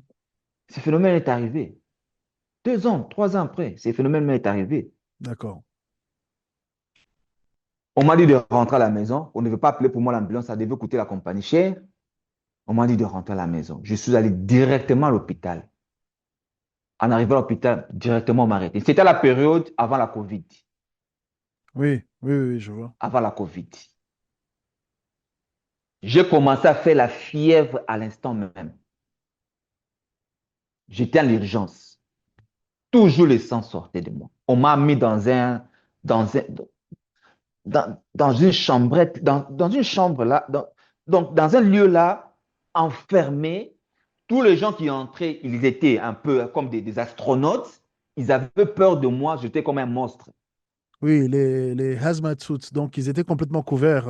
Couverts, ils avaient peur de moi, ils ne comprenaient pas qu'est-ce qui se passe. Mhm. On a fait tous les examens possibles, ils ne voyaient pas la maladie. Donc on vous a mis en quarantaine, c'est ça, En quarantaine, tout à voilà. fait. Mhm. C'était avant Covid. Imaginez si c'était la peur de Covid, Oui, oui, oui. j'allais mourir. On observait comment la personne fait de fièvre sans arrêt, il vomissait du sang. Ils ont fait des examens, des scanners et tout. On ne voyait rien. On m'a dit, OK, on vous donne d'abord le médicament. Tu vas commencer à prendre. Si la fièvre diminue un peu, on m'a ramené à la maison. Ça ne marchait pas. Je viens à l'hôpital pour le contrôle. Le médecin m'a retenu. Il m'a dit, non, non. On doit faire l'examen de savoir qu'est-ce qui se passe réellement en toi. On a fait l'examen. Mes poumons étaient pourris. Tous mes poumons. Comme si quelqu'un qui prenait du chanvre, quelque chose comme ça. Donc, des fumées noires, des taches, des taches, des taches, beaucoup de taches à l'intérieur. Et les médecins commençaient à se discuter de deux là. Il y avait quelqu'un noir là qui était juste à côté. Comment ça dit, mais monsieur, on va le faire l'opération. Il faut qu'on Oui, le fasse l'opération, on voit les organes. Si ça, l'opération marche, tu vois, ça dit, si ça ne marche pas, on va prendre les organes qui sont nécessaires, on va exposer ça. On m'a donné un document de signer. Moi, oui. d'expliquer-moi le document. Bon, comme je ne comprends pas bien vraiment l'anglais, comme ça, on a mis un blanc à côté de moi pour interpréter pour moi, pour donc me frustrer encore davantage. Un blanc. Vous connaissez les blancs, ils te parlent un français là normal. Bon, d'autres mots, bon, j'écoutais d'autres mots, mais je ne comprenais pas. Moi, j'ai dit non, non, non, non, non, non, non, je ne comprends rien. Je ne peux pas signer un document comme ça. Oui. Heureusement, il y avait un noir à côté. J'ai dit, monsieur, je ne sais pas si vous parlez un peu français. Dieu est bon, c'était un monsieur, c'était un Ougandais. J'aimais bien ce frère. Il faisait le stage là-bas, il dit, je parle français. Moi, je dis, aidez-moi à interpréter. Il a Parce compris que ton je ne dilemme. comprends rien. Il a compris mon dilemme parce que je discutais avec ces gens-là. Il me dit non, mon frère, il a demandé au médecin. Il dit non, non, toi tu es stagiaire ici, il n'y a pas de problème. Il me dit mon frère, on m'a dit, vous faites opérer. Si j'ai dit moi, j'ai dit non, non, non. Je vais d'abord prier. Moi, je ne veux pas d'abord faire. Je viendrai demain. Pour le compte, je viens encore demain, je vais vous dire la réponse. On va t'opérer et puis on va faire cet examen-là, on va faire entrer des trucs là. En rentrant, un homme de Dieu encore m'appelle. Hmm. Il me dit, papa, bienvenue, je dormais, Dieu m'a montré, on veut te faire une opération. Il était aussi amen là-bas, un pasteur là. Ne fais pas cette opération-là, sinon tu vas mourir. Waouh. Dieu t'aime, frère. Moi, je dis, ouais. Moi, je dis, ah, ne fais pas cette opération, sinon tu vas mourir. Prends seulement l'huile d'olive, mets dans l'eau, bois. Je fais un acte de foi. Je prie, je bus. Malgré malade, je faisais des fièvres. Je suis allé à l'hôpital. Le médecin me dit, bon, tu vois ton résultat des examens, tu dois maintenant passer encore à la radio scanner, voir pour qu'on décide. Comme tu as dit, tu ne vas pas faire l'opération, tu as dit Dieu va te guérir. Moi, je lui ai dit, moi, mon Dieu m'a guéri. J'avais dit ça avec beaucoup de foi. J'étais vraiment ouvert. Oui. J'ai dit, Dieu m'a guéri. Je ne vais pas passer par cette opération-là. On m'a dit, va faire l'examen de scanner et puis tu reviens, on va voir les résultats par rapport au produit que tu as pris. Pas Joël, je suis allé dans l'hôpital, on a envoyé le résultat, on m'a appelé, je suis arrivé un jour après. On a mis les scanners avant et après, et les médecins commencent à discuter entre eux. Je vais regarder les médecins commencer à discuter entre eux. What happened? OK. Non, non, non, non, non, non. Ils bougeaient un peu la tête. Et puis l'interprète a posé la question, il y a quoi? Il y a un problème. Mais oui, oui, oui, oui, il y a un problème. Il a dit, on a envoyé les faux résultats. Moi, j'ai dit, ah, j'ai posé même la question à l'infirmier, la personne qui a interprété, elle dit, ici aussi en Amérique, on s'intrope de résultats. Hmm. Il me dit, oui, ils ont dit qu'ils ont trompé le résultat. Non, non, non. C'est mon nom qu'on a envoyé les résultats du scanner. C'est ça qu'on a envoyé. Il me dit, non, non, non, non. Tu vas changer encore l'hôpital. Peut-être ils ont mélangé les résultats, ce qu'il y a, ce qu'on voit ici, on va changer. Je suis allé encore à notre hôpital pour faire les scanners. Dans notre hôpital, encore de meilleurs. Je fais les scanners, on a envoyé les résultats. On m'a appelé encore. Ceux qui étaient de l'autre hôpital et ceux qu'on a envoyé de l'autre hôpital, la même chose. Ils m'ont Merveilleux. posé la question, qu'est-ce que tu as fait? Moi, je lui ai dit, je vous ai dit l'autre fois là, j'ai un Dieu qui guérit. Il Waouh. a dit, tes poumons sont rentrés intacts comme si tu n'étais pas malade. Regarde quand tu es venu à l'hôpital, comment c'était. Et aujourd'hui, à l'espace de quelques jours, j'ai Waouh. été guéri. Est-ce que tu priais entre-temps ou pas? Depuis que ce frère, ce pasteur vous avait appelé Je et... priais, je priais. Et c'est par là, au lit de l'hôpital là où j'étais, j'ai essayé un peu de dormir parce qu'on m'observait un peu. J'ai essayé de dormir, j'ai senti une voix maintenant qui me parle. Hmm. Je t'ai pas abandonné. Je t'ai dit que je serai avec toi. Tu as une mission à accomplir avec moi. Waouh. Je commençais à sentir mes yeux commencer à s'ouvrir. Les oreilles commençaient à tendre. Je commençais à écouter maintenant une voix qui me parlait. J'ai fait une expérience d'un mois. Si je suis au travail, parce qu'après j'ai repris le travail, j'ai changé même le travail que j'avais. J'ai eu un autre travail dans un laboratoire. On m'a pris comme un technicien j'ai réparé, je faisais le test hein, comme quality dans les machines. Hein. Oui, oui, je vois. Regardez quand la machine des laboratoires est bien Oui, faite ça vient de l'usine. Tu oui, le dois checker le testeur. paramètre, le testeur, le Hmm. paramétrage si c'est bon et j'envoie pour la commande. J'étais dans ce département-là. J'étais là, comme responsable dans ce département-là. J'ai commencé à faire un travail. Quand l'esprit de Dieu commence à me parler, je peux prendre un. J'avais toujours, on m'a dit, il faut avoir un bic et un bloc-notes. Tout à fait, oui. Si je commence à écrire, nous, les gens de, comme on dit, les gens de techniciens ne savent pas écrire le français, les techniciens de l'histoire. J'écrivais comme si je fais une dissertation.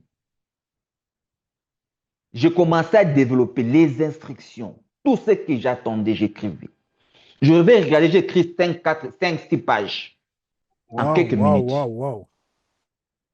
Je commençais à avoir des visions, des messages de pasteurs. Il y a un pasteur là qui j'ai reçu des messages pour lui. Je suis allé le voir. Je me dis, bon, je peux un peu l'expliquer. Quand je l'ai expliqué, il me dit, bien, ce que tu me dis, c'est correct. J'ai passé des expériences là. Moi-même, je n'arrivais pas à comprendre. Miraculeuses comme ça. Je peux rester, Dieu me dit quelque chose. Quand j'écris, je vérifie dans la Bible, c'est correct. Des Waouh. expériences un peu bizarres. Mais après, j'ai commencé un peu à négliger. J'ai commencé un peu à négliger. J'ai dit, ah, mais, on me parle beaucoup. Une fois qu'on me dit, je n'arrive pas à écrire, je commence à faire semblant, je commence à éviter la voix du Saint-Esprit. Hmm. Vous voyez comment? Je commençais à éviter la voix du Saint-Esprit. Et après, comme les choses ne marchent pas, j'ai attendu, Dieu me dit, il faut quitter là où tu es. Je devais quitter Maine. Donc, quitter Après, non seulement le le travail, mais lieu. le lieu, quoi. Et le travail et tout abandonné. Oui, Changer un peu le milieu. oui. Et quand j'ai changé le milieu, je suis arrivé à Houston. C'est là où Dieu m'a mis en contact avec le pasteur que je vous ai parlé. Oui, oui, oui, je vois. Et quand j'ai commencé à être en contact avec lui, et c'est là où il commence à me révéler des choses. Mhm. C'est que je, de la part du Seigneur, tout ce qu'il me disait, c'est ce que j'ai vécu, ce que je voyais, ce que le Seigneur me disait. Il commence maintenant à me rappeler la mission que j'ai pour Jésus. Et je me suis accroché avec l'homme de Dieu, le prophète, avec ma famille. Oui. Je me suis accroché avec lui. Il m'a aidé par des enseignements, par des conseils jusqu'à aujourd'hui. Et quand je suis arrivé, Dieu est bon, les difficultés au début pour attraper le travail, et puis après j'ai eu le travail, je me suis installé, et puis voilà aujourd'hui. Et un jour, j'ai prié, j'ai dormi, Dieu m'a rappelé ma mission. C'est là où maintenant j'ai compris que non, non, non, non. Je dois mettre les choses au sérieux maintenant. J'étais au boulot. Je travaillais. J'ai senti mon pied droit bloqué. C'est comme si on m'a tiré une balle Wow. en 2023, 22 pour traverser 2023. Oui. J'ai senti mon pied bloqué. J'ai commencé à crier au boulot. Les gens ne comprenaient pas, mais non. Mais ce type ici est venu bien. Qu'est-ce qui se passe? Je n'arrivais pas à travailler, même à marcher, à bouger mon pied. Wow. Non, non, l'assistant, mon manager assistant est arrivé. Il m'a posé la question. Je dis, je ne sens pas bien mon pied ici droit. Tu peux marcher. Si je fais un pas, j'écris. Mhm. On m'a amené une chaise roulante. On m'a roulé. Je suis allé maintenant au mini-centre de l'entreprise. Je suis allé là-bas. On a checké l'indiqué. On voit rien, on sent rien, on sent rien. Mais comment j'ai vu, j'ai des douleurs. On m'a donné les médicaments. Rien. Les calmants, rien. Ils sont décidés, non, tu dois rentrer à la maison. Sorti là où j'étais pour aller dehors, pour que me tienne à la main comme ça. Mais On m'a soutenu. c'était comme une crampe très sévère ou bien pire que ça? Pire que ça. Wow. Si un enfant, je pleurais intérieur à moi, mais des larmes coulaient un peu, mais je ne sentais pas mon pied. Oh là là. Subitement comme ça. Et je suis sorti, juste dans le véhicule. Pour entrer dans le véhicule, je fais 5-10 minutes pour faire entrer justement le deuxième pied. Le Et j'ai deuxième. conduisé en criant. D'accord. Je devais rentrer à la maison. En arrivant à la maison, directement en arrivant, j'ai appelé l'homme de Dieu. On a prié, il me dit, on t'a lancé une balle dans le monde des ténèbres. La mission, c'était au mois de novembre, de décembre, hein, c'était la fin pour traverser. Il a dit, la mission de l'ennemi, c'était de te faire devenir paralytique pour que tu ne marches pas, tu roules dans la chaise roulante que tu étais assise là, c'était pour que tu restes longtemps dans cette chaise roulante là. Wow. On doit prier, on va faire sortir cette balle là Oui. qui est entrée en toi. On a prié toute la soirée là, une fois, deux fois. Je me suis forcé, je suis allé dormir. On me tenait même le pied pour faire monter au lit. Moi-même, je n'arrive pas à soulever mon pied. Oui. Le vendredi soir, là, le samedi, prière, prière. Et j'étais au salon, il me dit, maintenant, fais descendre le pied. Je fais descendre moi-même. Lève-toi. Je me suis levé un peu. Elle dit, commencez à marcher. J'ai dit, je n'arrive pas. Elle dit, marche au nom de Jésus. Moi, je dis, je vais marcher au nom de Jésus.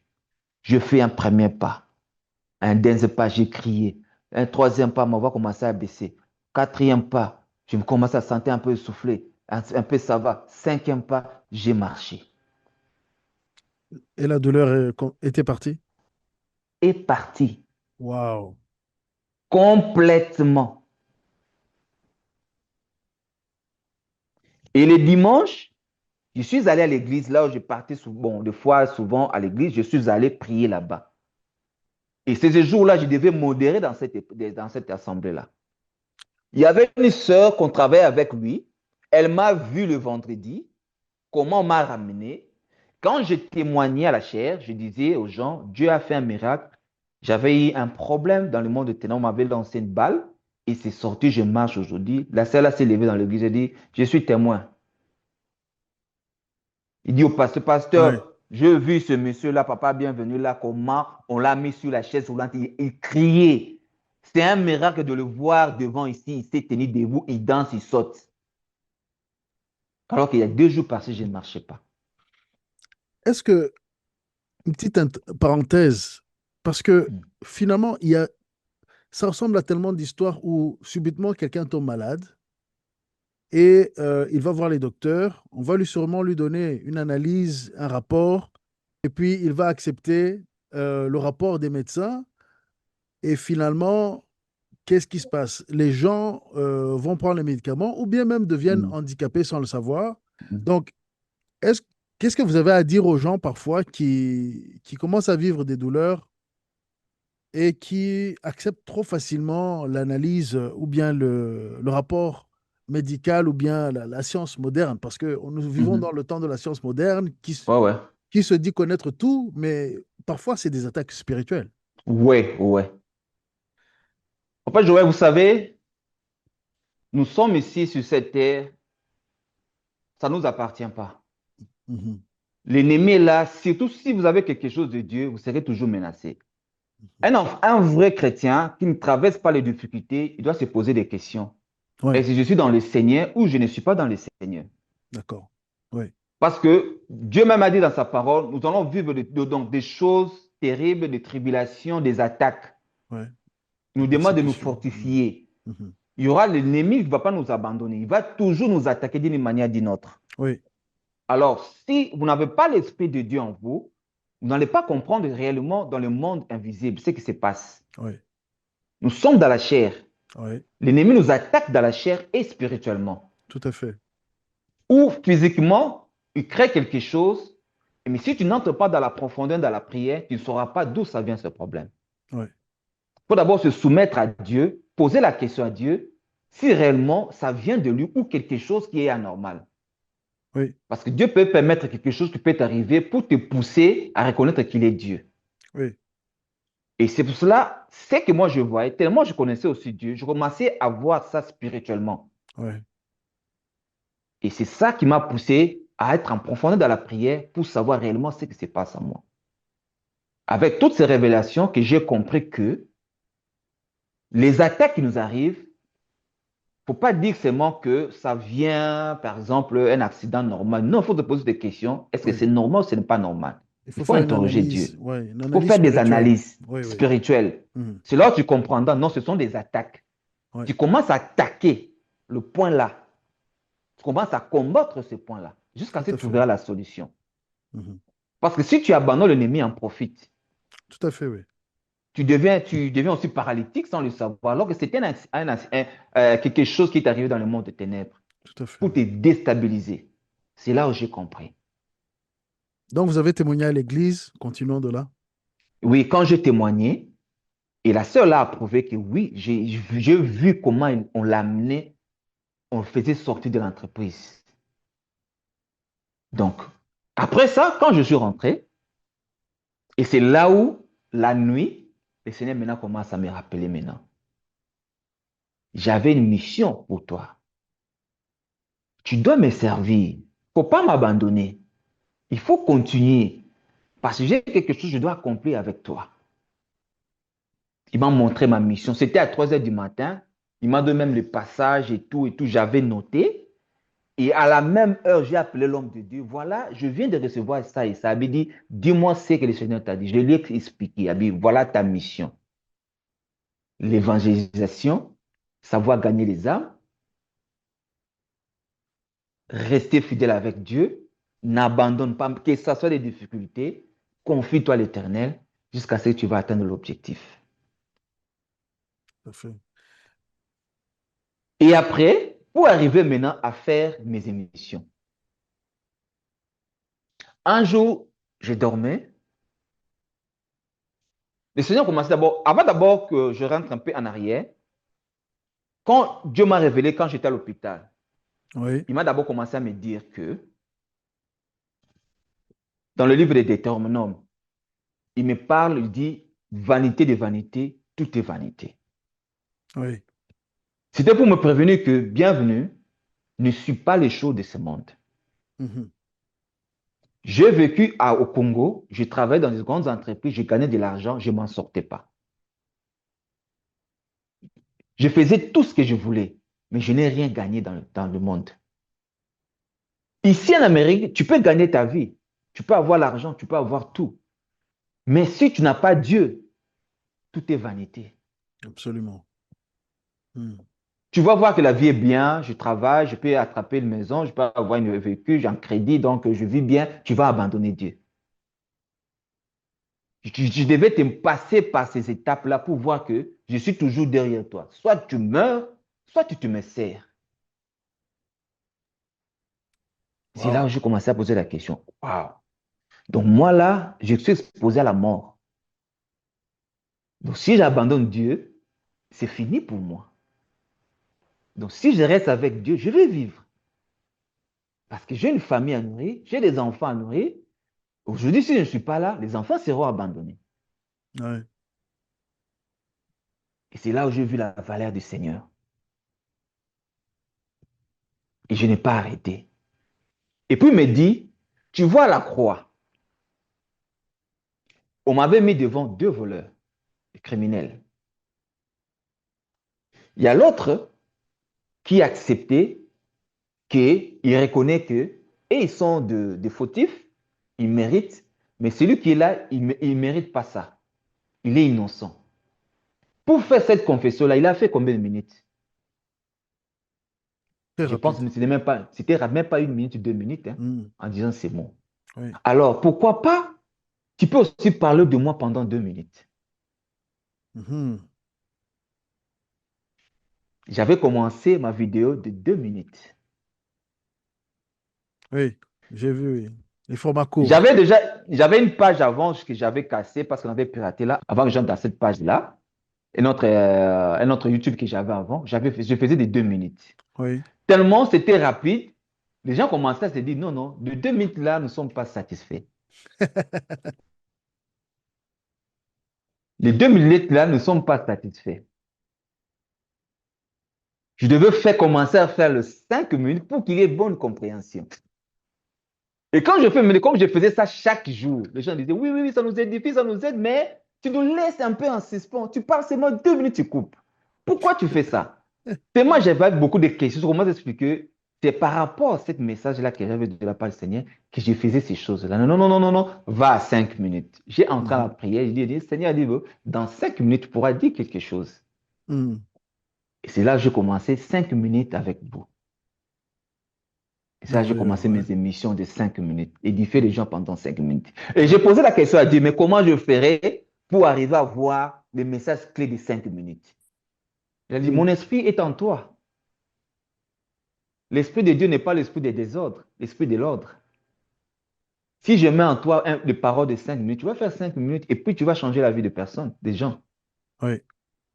Et quand je prépare ça, quand je note ce que j'ai à faire, quand j'entre la nuit, je commence à faire, parce que je fais ça souvent la nuit, Oui, qu'on a tout le est temps. calme. Tout à Oui, fait, oui. tout est calme. Quand je prie, je termine.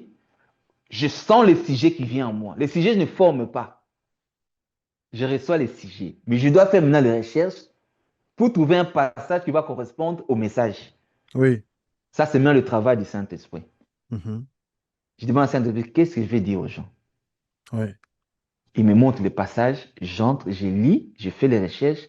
Et ce que je note là, quand je dis c'est exact, ça va atteindre 4 minutes ou 5 minutes maximum. Ah, c'est merveilleux. Et je clôture avec ça. Et Et tu les voilà jusqu'à fais, aujourd'hui. et tu les fais en quelle langue? Français principalement Non, ou je tu fais le fais d'autres? français. Je fais en français. D'accord. Ah, je fais en français. Avant, je faisais un peu de titres, je mélange un peu d'anglais. Bon, je préfère français parce que c'est la francophonie, les gens qui suivent beaucoup. Oui. D'ailleurs, maintenant, Hmm. YouTube traduit automatiquement. Automatiquement. Oui, Ouais. Si oui. quelqu'un prend, il fait seulement l'automatique de langue, directement, il comprend. Il y a des gens Oui. maintenant qui me suivent, qui translatent en anglais, Oui. et puis ils me suivent maintenant. Ah, Bon, c'est... bon. Vous connaissez, quand vous parlez de la vérité, vous connaissez les gens Oui. sont lourds à s'abonner, hein? Oui, Ils sont oui. lourds. Quand Oui. vous êtes clair, vous parlez de la sanctification, vous parlez de quelque chose réel, la crainte de Dieu. Hmm. Je sais pas, les gens aiment toujours bon, je sais pas. Ce qui plaît aux oreilles, C'est qui plaît aux c'est oreilles, ce qui va tu es vite. béni. Oui, oui, oui, oui, il faut faire une prophétie, il faut faire le miracle et tout ça. Non, quand tu dis ce qui est vérité, les gens écoutent seulement, oui, bon, c'est la parole de Dieu. Bon, ça passe. Oui, Voilà un c'est la peu. réalité qu'on peut voir. Ça prend du temps, mais nous devons persévérer parce qu'il y a des moments dans les vies Mhm. des gens qui ont besoin de la vérité, justement. Ouais, ouais. Et Dieu peut se servir de ces vidéos. Ah ouais. Ah, mais C'est comme merveilleux. aujourd'hui, je viens parler de, donner avec générosité, Oui, comme c'était un troisième point. Et notre point, je parlais sur hum, l'intégrité, oui, rester intègre dans le travail. oui. Donc, je donnais les deux détails là. Mhm. La générosité, comment ça va se passer dans ta vie, comment tu vas vivre dans la générosité. et comment être intègre dans le travail, dans la société et dans l'œuvre de Dieu. Mhm. Donc, c'est les deux points-là Alors, que je venais de parler. deux, trois questions par rapport à ton parcours et tes expériences spirituelles. Est-ce Mhm. que Dieu, parce que clairement Dieu te parle, c'est une voix, donc c'est par rapport à ce parcours, quelques questions. Est-ce que c'est lorsque Dieu te parle, il te parle via des rêves principalement, une voix que tu entends intérieure ou une voix audible? Quelles sont les manières que Dieu te parle? La manière que Dieu me parle d'une voix intérieure, Mhm. c'est comme si je suis en train de murmurer, de discuter avec une personne. D'accord. Et donc, quand tu écrivais les pages, par exemple, cette voix était intérieure et elle t'informait et tu notais ce que tu entendais intérieurement. Oui, Mhm. oui. J'attends, comme si quelqu'un me parle à l'oreille. Oui, Intérieur moi, ça me pousse à écrire. ouais, je vois. Ah, ça me pousse à écrire. Je vois maintenant, j'écris, j'écris, j'écris. J'ai même trois carnets là-bas, c'est plein. Oh, Et j'écrivais des merveilleux. choses. Ah, j'écrivais des choses, Et beaucoup de choses. est-ce que le Seigneur te révèle des choses à venir ou c'est plutôt des révélations pour édifier le peuple? Quelle est la grosse direction de ton ministère ou bien de ce que le Seigneur euh, te permet de partager aux gens? Parce que je sais que aussi des fois, le Seigneur donne des secrets à ne pas Mhm. partager tout de suite et qu'on sort. Comment ça se passe pour toi? Pour moi, l'expérience, c'est seulement édifier les gens. C'est ce que je reçois de la part du Seigneur. C'est motiver, fortifier, préparer les gens, de rester toujours, que la lumière ne s'éteigne pas en eux, qu'ils continuent toujours à persévérer. Donc, je fais plus l'édification, les exhortations, donc que les gens n'abandonnent pas Dieu, de demeurer toujours dans sa présence tous les jours. C'est ça. Et surtout ici, comme j'ai dit, j'avais une révélation sur la Genèse que Oui, j'avais noté, c'est que Dieu m'a parlé sur la Genèse. Vous voyez ici en Amérique, je vais oui, vous ouvrir ça, de vous parler de ça. C'est quelque chose d'important, ça peut vous aider aussi à élargir ça aussi. oui, Euh, vous savez, ici, vous pouvez mettre un peu, je vais prendre la note, je vous explique clairement, c'est juste une seconde. ça va, pas de problème. Juste, je ne coupe pas, juste Non, une non, seconde, je suis très bien, là. on continue, on est là. Ouais, ouais. Hein, que j'ai essayé un peu de parler aux gens ici. Il y a beaucoup de pasteurs ici. Mais, vous savez, quand vous avez quelque chose, les gens, des fois, vous écoutent. Des fois, les gens hésitent. Euh, Dieu m'a montré un thème là. Si la jeunesse savait, nos veillères pourraient. C'est un adage des gens qui disent souvent. Si la jeunesse savait. Ça veut dire quoi? Il m'a parlé dans le livre de Deutéronome 37.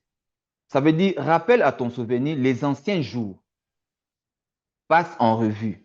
Les années, générations, interroge ton père et il te l'apprendra. Tes Ouais, vieillards, ils te le diront. ouais, Donc, ça veut dire, nous avons une jeunesse.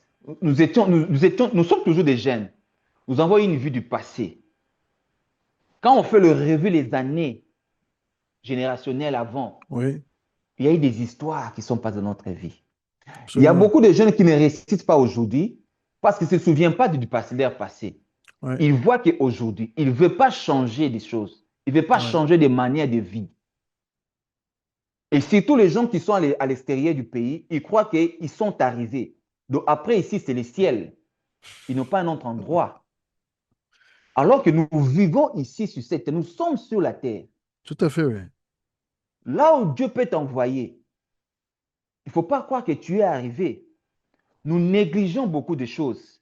C'est pour cela que la Bible nous dit d'interroger nos pères. Pour atteindre cet âge-là, nos parents ont 83 ans, 90 ans. Comment ils ont fait pour arriver à avoir 90 ans? Et Tout à fait. aujourd'hui, vous remarquez, il y a plusieurs jeunes qui meurent tôt. Oui, oui, oui, oui, Pourquoi? oui. La vie du pressé. Ils cherchent à gagner vite. Ils cherchent à avoir de l'argent. Ils cherchent à avoir une vie stable. Mhm. Et beaucoup de gens ont la facilité d'entrer dans des sciences, dans l'occultisme et tout ça, parce qu'ils veulent gagner la vie. Même dans le ministère, ici, là où je suis là, en Amérique. C'est un fléau international, ça, maintenant. C'est un fléau. Ils attaquent plus les jeunes Oui, oui, pour les initier. oui, tout à fait. Si nous ne préparons pas la jeunesse d'ici, et c'est fini, les jeunes seront perdus.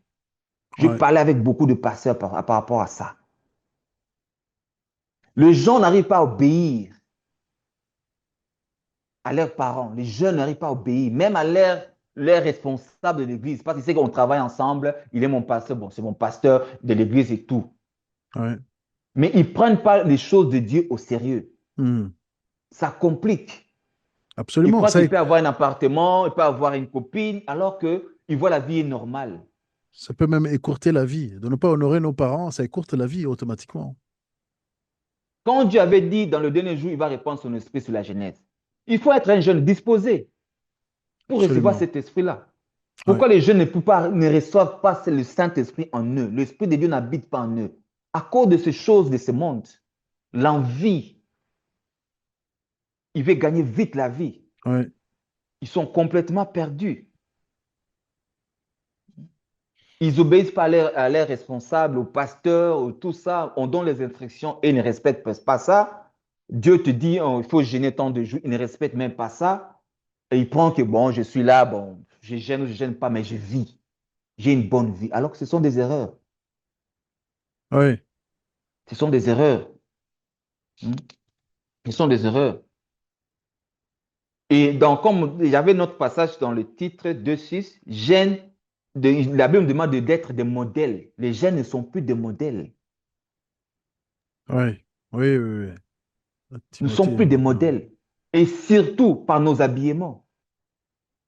Ils se croient en tout.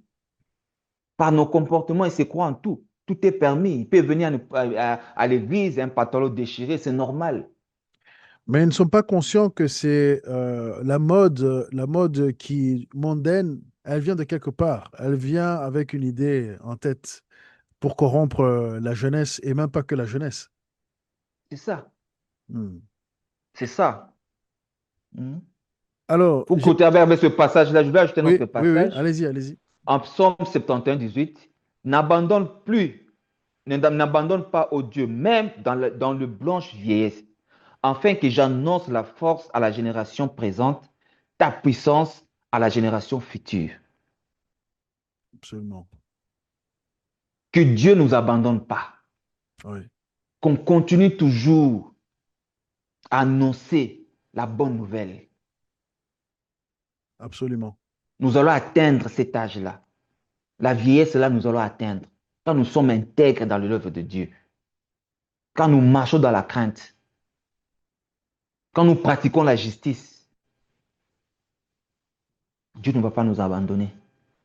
Que ce soit les difficultés, que ce soit ce que nous pouvons avoir, Dieu va toujours rester avec nous. Il va être toujours avec toi. Parce qu'il a dit qu'il sera avec nous jusqu'à la fin du temps. Et vraiment, vous êtes bien, vraiment bien placé pour donner ces conseils et de parler de la fidélité de Dieu parce que entre les attaques au niveau de votre corps, parce que là, j'en compte trois majeures, donc Mhm, sans parler des accidents, où j'en compte deux majeurs, mhm, le Seigneur vous a gardé. Et ça, c'est pour les fois que vous connaissez, que mhm, vous êtes témoin oculaire, bien sûr, vous êtes le premier à le mhm, vivre. mhm, Euh, Est-ce que, par exemple, il y a des questions qui vont arriver, j'en suis sûr. Vous étiez à la police et puis vous avez pris l'avion, il n'y a pas eu de suite. Est-ce que vous pouvez en parler rapidement? Est-ce qu'il y a eu des lettres qui ont été... Qu'est-ce qui s'est passé par rapport à la police?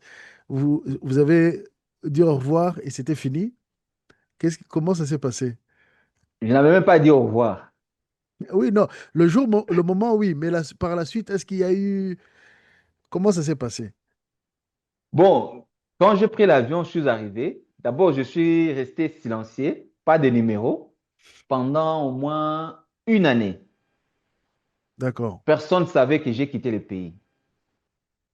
Même ma famille, personne ne savait. Ah oui, c'était J'avais fait vraiment... même une année de silence pour m'effacer à toute chose. Mais, ok, justement, parlons-en un peu de ce silence, parce que c'était la même stratégie que lorsque vous êtes allé chez un ami et que vous n'avez parlé à personne. Ouais, Et vous avez aussi parlé de l'esprit de mort qui vous poursuivait.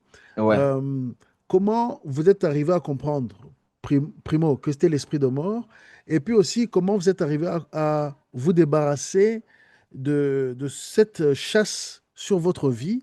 Est-ce que vous pouvez nous donner quelques points? Vous n'êtes pas obligé d'aller dans tous les détails, mais Ouais, ouais, comment vous êtes arrivé à cette je révélation comprends. pour Ouais. que d'autres qui se retrouvent dans des situations similaires puissent aussi peut-être trouver des solutions? Ah oui, j'avais oublié un détail. Quand j'étais à Lubumbashi, quand les choses aussi, j'ai cherché maintenant, qu'est-ce que je veux faire? Rien ne marchait, il n'y avait pas la stabilité. On m'avait recommandé chez un pasteur là, j'ai oublié son nom. Il habitait au fin fond dans des quartiers là, à Lubumbashi là. Je suis Oui. allé le voir. Mhm. C'est un homme qui faisait des délivrances de gens. Les gens venaient pour prier, passer des retraites là-bas. En arrivant, on a commencé à... Je parlais un peu de ma vie. Il a prié pour moi. Il a dit, non, non, papa, on doit passer une retraite ici de 3 jours avec moi. Tu vas dormir ici et on va prier. Mhm. Je suis allé là-bas, je suis entré en retraite. Là, avant que je puisse avoir la révélation du voyage. Je ne savais pas que je devais voyager. D'accord. Et pendant la prière, on a fait 3 jours de prière, de jeûne de prière avec lui. C'est par là qu'il commençait à me révéler des choses. Il me dit, papa, moi, je ne te vois pas ici au Congo. Je te vois ailleurs. Ta Oui. délivrance, on a prié. Dieu t'a restauré. Mais ta vraie restauration, ça sera à l'étranger. D'accord.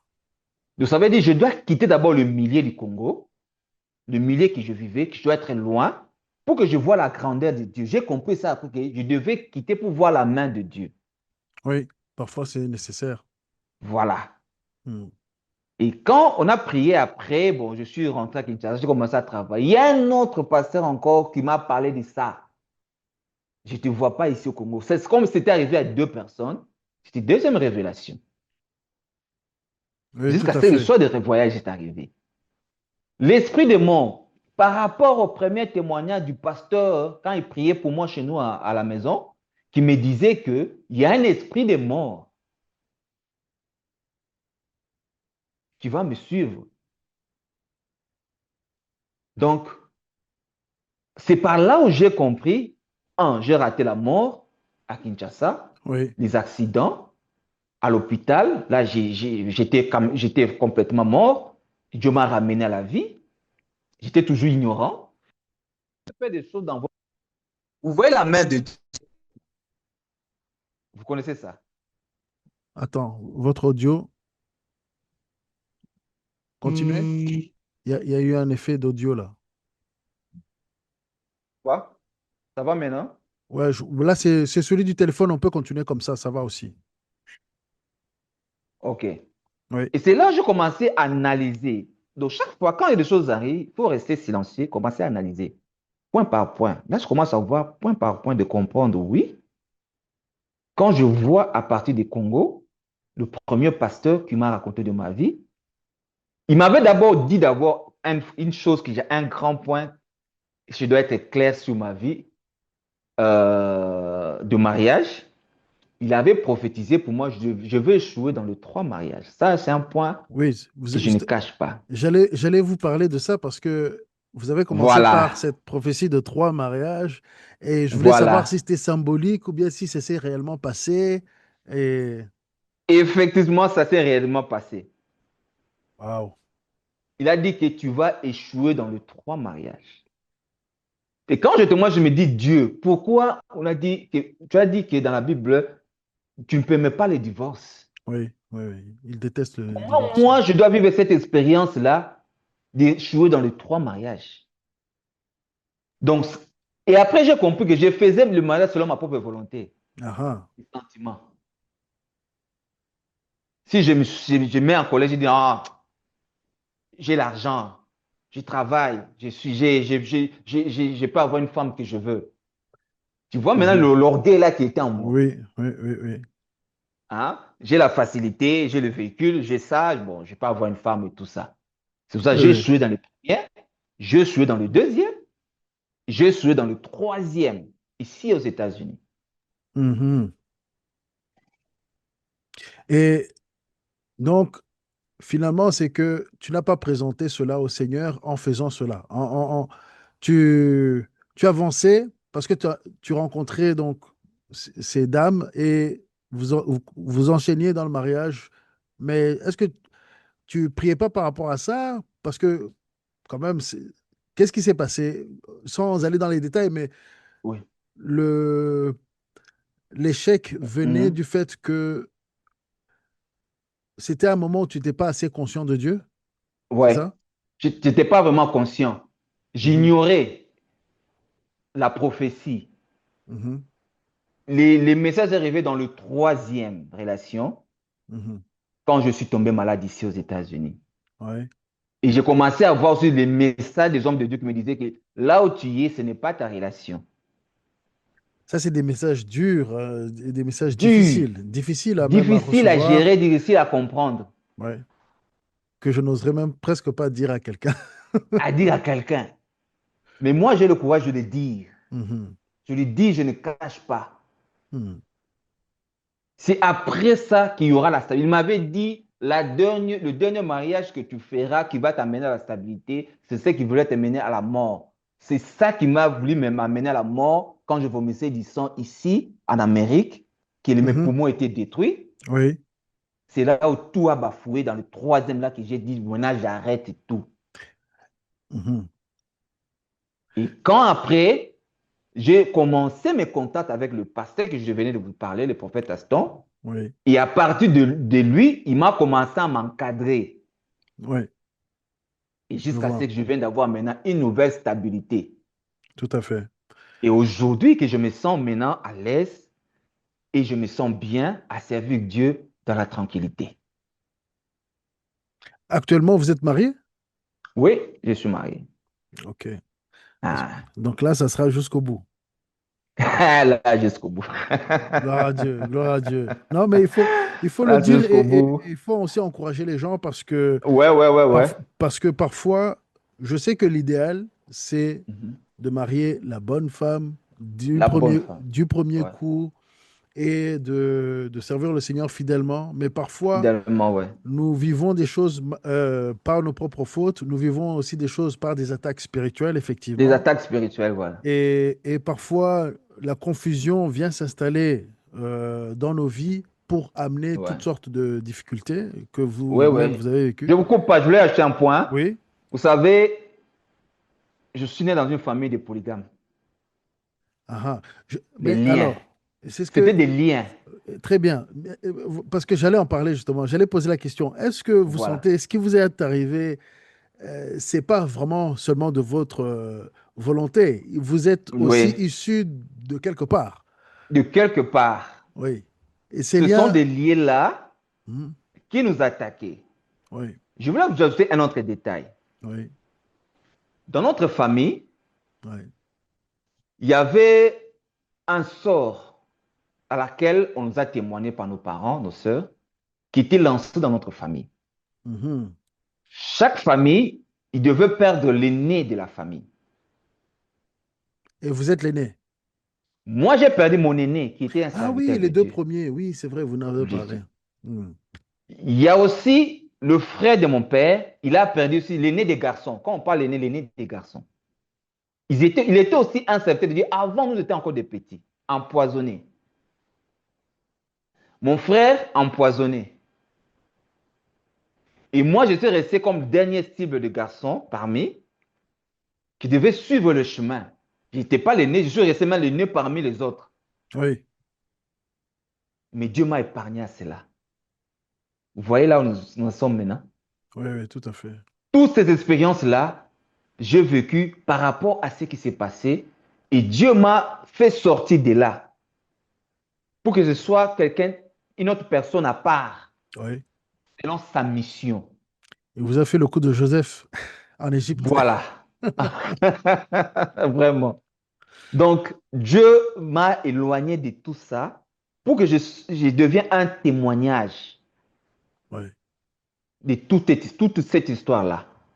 Donc, j'ai eu l'expérience de ça et de ça et de ça. Je sais que si je vais encadrer, je vais parler de ça. Je connais le point à toucher Oui, par rapport absolument. à aider mes frères et sœurs à ne pas tomber dans le même piège, à ne pas vivre la vie que j'ai vécue, à éviter ça et ça pour qu'il fasse la vie chrétienne normale. Oui. Et alors, vous avez parlé des liens. Est-ce qu'on peut en parler 2 secondes? Comment, aujourd'hui, vous avez la certitude que les liens ont été brisés, coupés, et comment quelqu'un peut procéder à les couper, justement?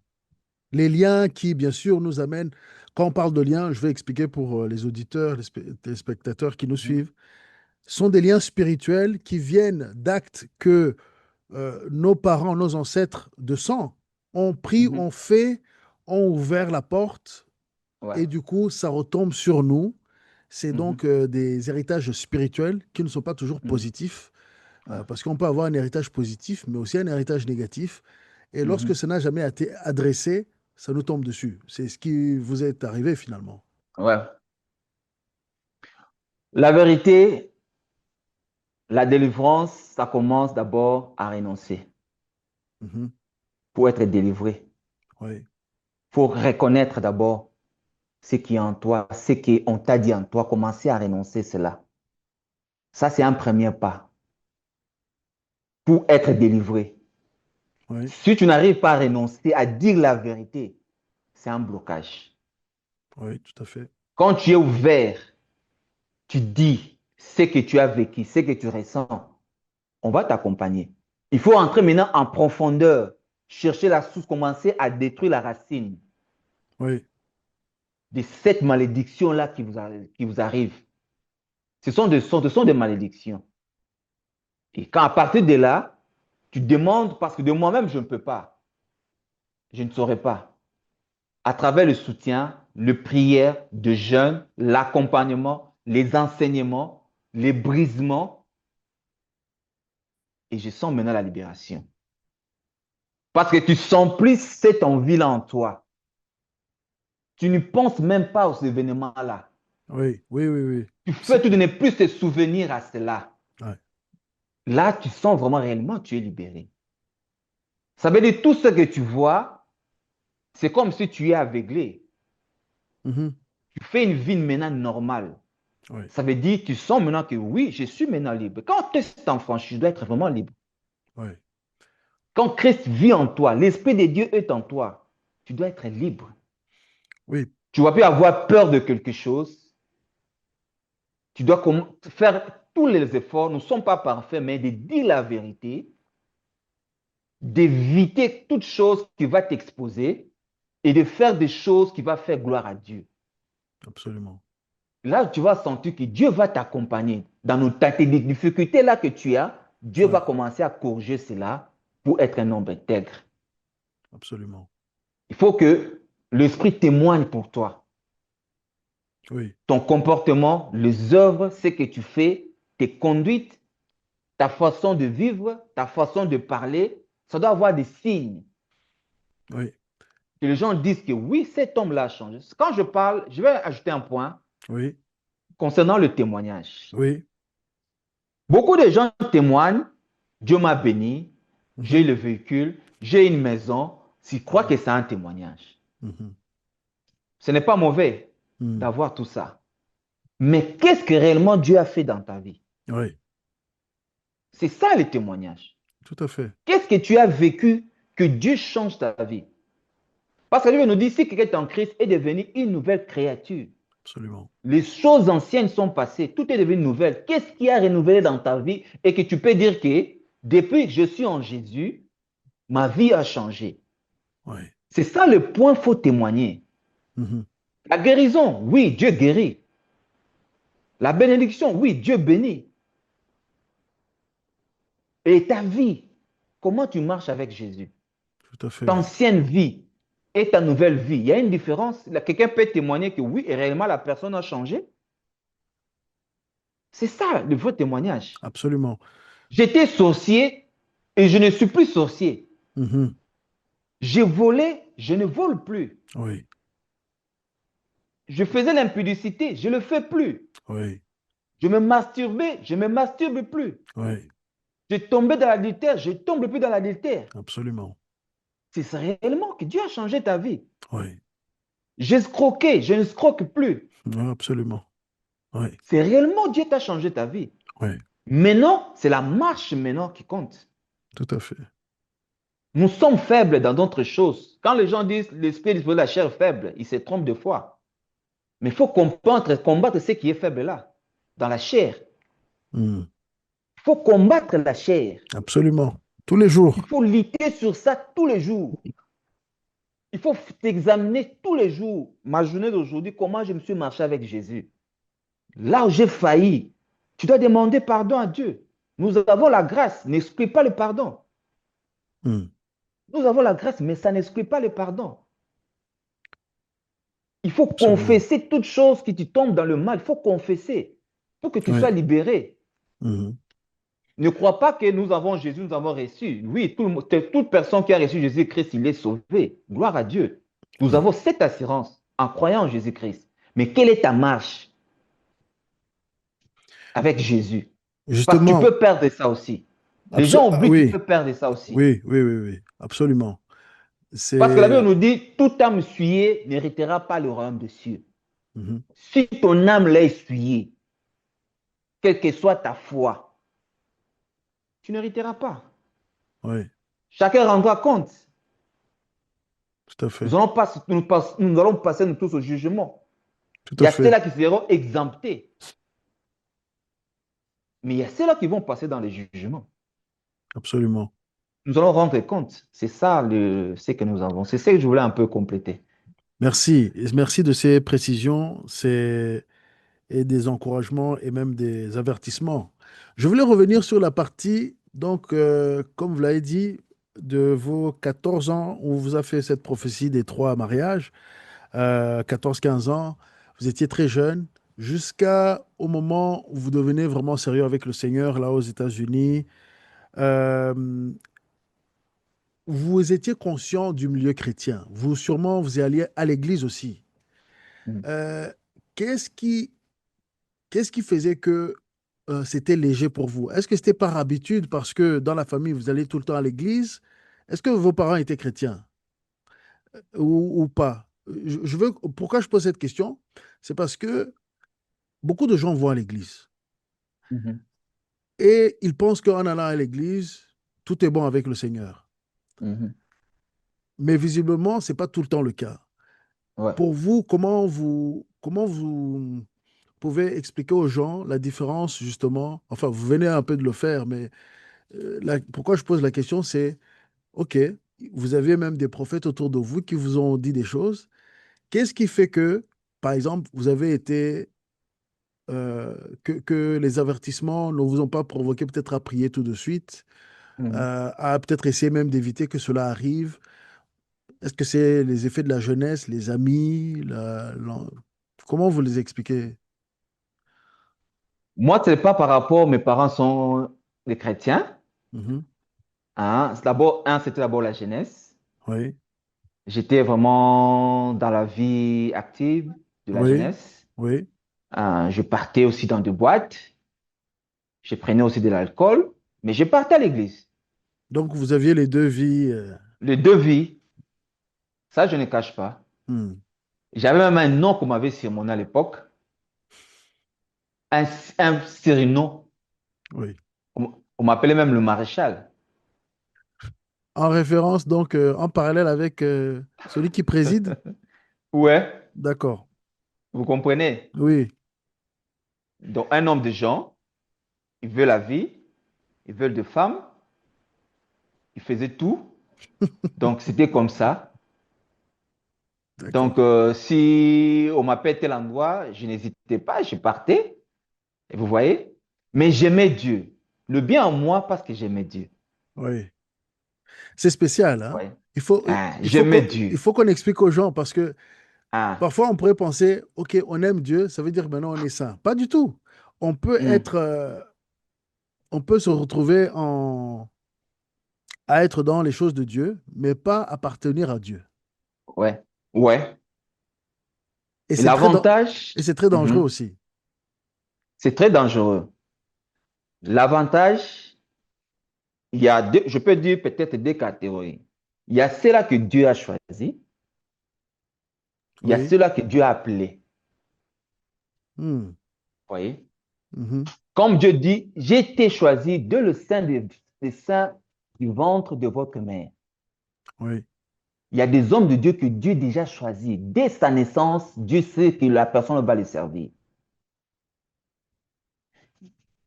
Il y a ceux-là que Dieu a appelés à travers des événements.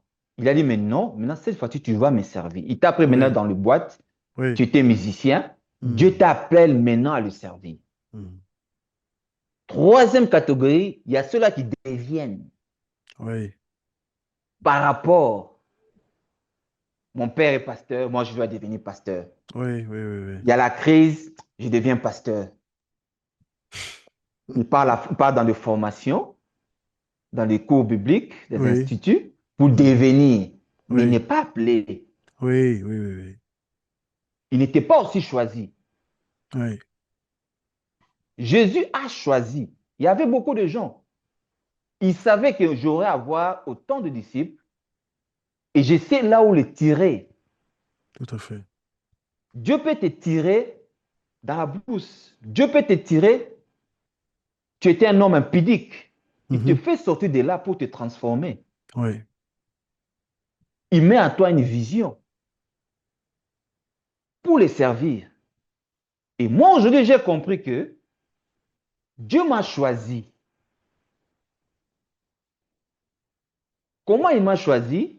Parce que il m'a fait passer dans des étapes, il m'a prévenu d'avance ce qui devait arriver et Oui. ça s'est accompli.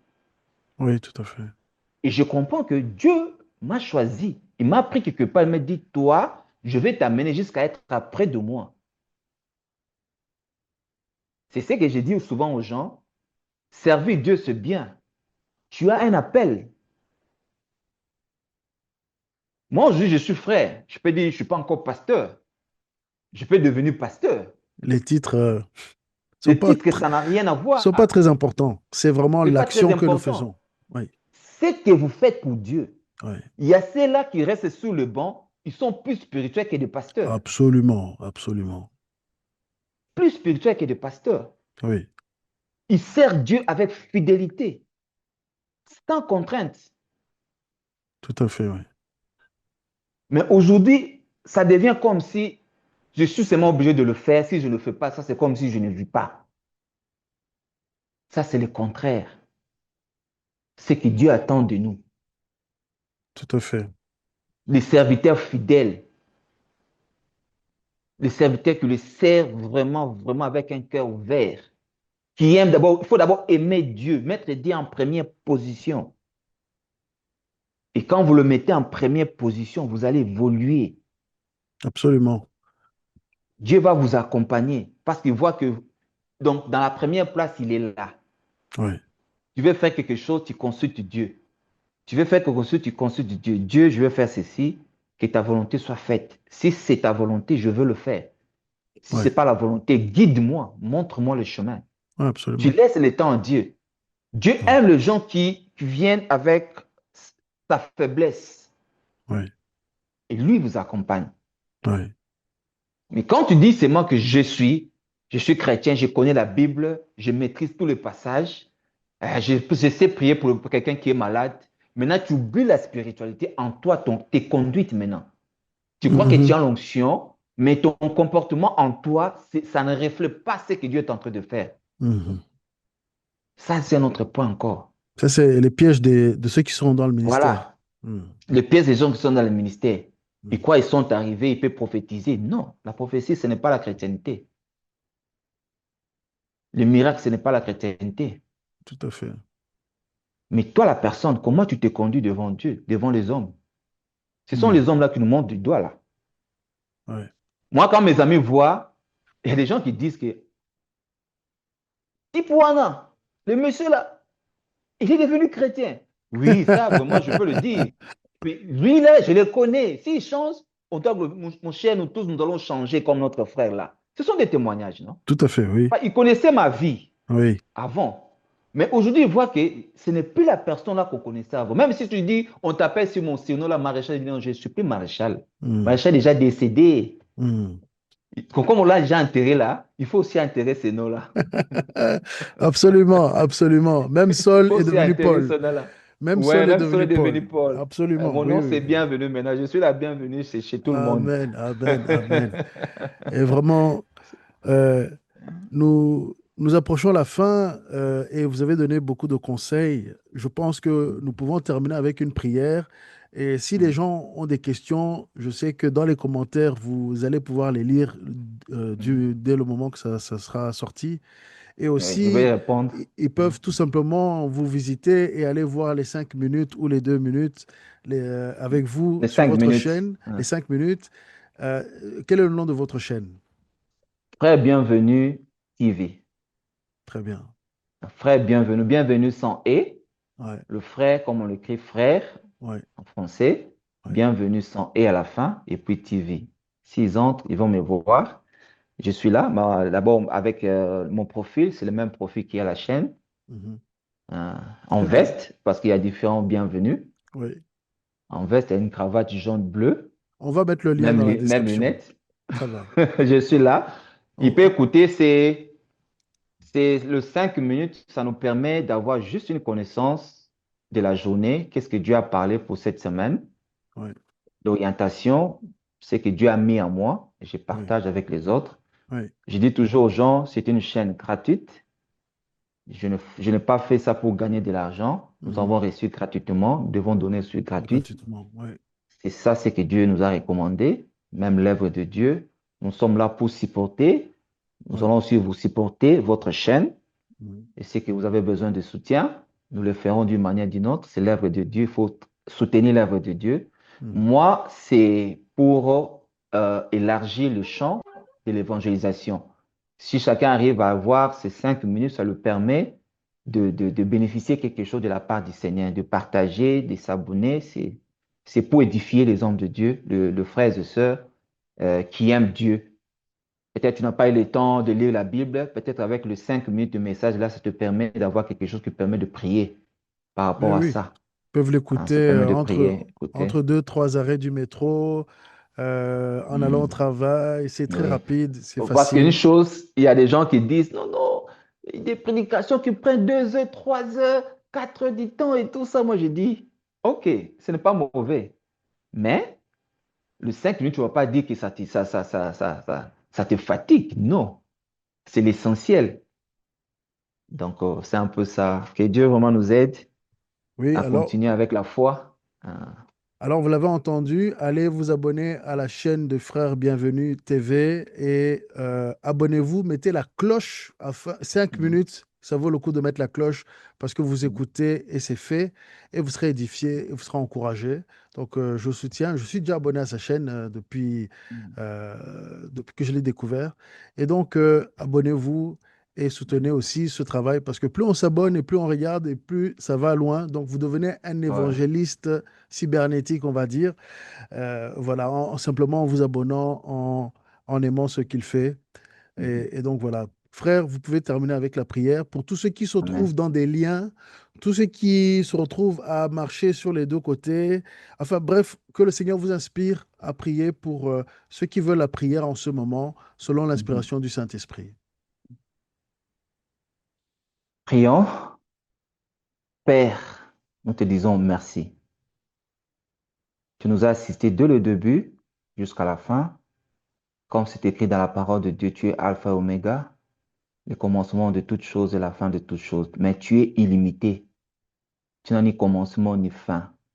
La continuité, nous devons toujours continuer à te servir avec amour, avec patience et avec persévérance, parce que nous sommes là pour édifier le peuple de Dieu. Que celui qui va écouter cet entretien avec l'homme de Dieu, le frère Joël, et ça lui aide vraiment à demeurer dans la présence de Dieu, à voir, à savoir d'où il vient et qu'est-ce qu'il est en train de comment il est en train de marcher avec Jésus. S'il y a des choses à corriger, qu'il corrige au nom de Jésus, et que le Saint-Esprit, celle qui nous guide encore davantage.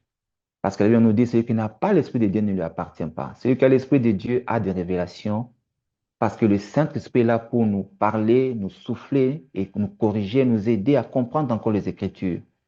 Nous avons nos faiblesses, Seigneur, donne-nous la force et aide-nous à surmonter toutes les difficultés que nous allons traverser. Et nous savons avec toi, il y a l'espoir, il y a l'espérance, parce que nous croyons à un Dieu vivant, notre Seigneur qui est mort pour nous, qui est ressuscité et qui reste éternel désormais, qui est Dieu. Et tout entre tes mains dans le nom de Jésus-Christ. Amen. Amen, amen, amen. Amen. Vraiment, merci d'avoir pris contact avec nous et ce témoignage très édifiant. Vraiment, la main de Dieu est sur votre vie et nous le constatons par votre témoignage. J'aime beaucoup les témoignages. Ces derniers temps, moi, j'écoute plus les témoignages que même les prédications parce qu'il y a tellement de richesse dans la vie courante des gens, de voir la main de Dieu, les hauts faits de Dieu dans la vie des gens. Et ça a été, et c'est ton cas. Nous voulons te bénir, vous bénir, vous et dans votre famille, vos enfants Amen. et tout ce que votre parcours là aux États-Unis. Et à l'occasion, si vous avez des messages importants à donner, vous êtes bienvenus encore sur la chaîne. Et si on a l'occasion de se voir physiquement un jour, que ce soit ainsi, et sinon, on se verra au ciel certainement. Et Amen. nous, à tous nos auditeurs, nous voulons vous dire merci d'avoir suivi jusqu'ici et continuez à suivre parce qu'il y a encore beaucoup de choses qui viendront. Nous vous préparons d'autres entretiens et vous pourrez voir à quel point Dieu est grand et Dieu nous aime. Si il a été avec cette personne, il l'a sauvé d'accidents, de plusieurs attaques spirituelles qui venaient d'ennemis. D'ailleurs, nous n'avons pas parlé des ennemis potentiels, mais les liens, tout simplement les démons qui utilisaient les liens du passé pour l'atteindre. Il a réussi à les couper, il est libre, il évangélise, il amène la parole de Dieu, il démontre l'amour de Dieu dans sa vie. Vous pouvez aussi recevoir cet amour de Dieu parce que Dieu aime tous. Il nous aime tous et il veut que nous soyons tous libres en son Fils Jésus-Christ. Alors, si vous voulez le faire, continuez à suivre, mais surtout, cherchez Dieu. Priez dans votre chambre, faites un appel au Seigneur. Comme il l'a dit, c'est une petite phrase. Seigneur, viens dans ma vie, sauve-moi, rappelle-toi de moi. Et il se rappellera de vous, il viendra vers vous. Alors, à très bientôt, que Dieu vous bénisse. Au revoir. Vous pouvez désormais nous contacter par WhatsApp, nous envoyer des audios ou des vidéos au numéro affiché sur l'écran ou au lien Google Drive dans la description. Vous pouvez désormais soutenir la chaîne via PayPal ou en nous achetant un café. Les détails sont dans la description.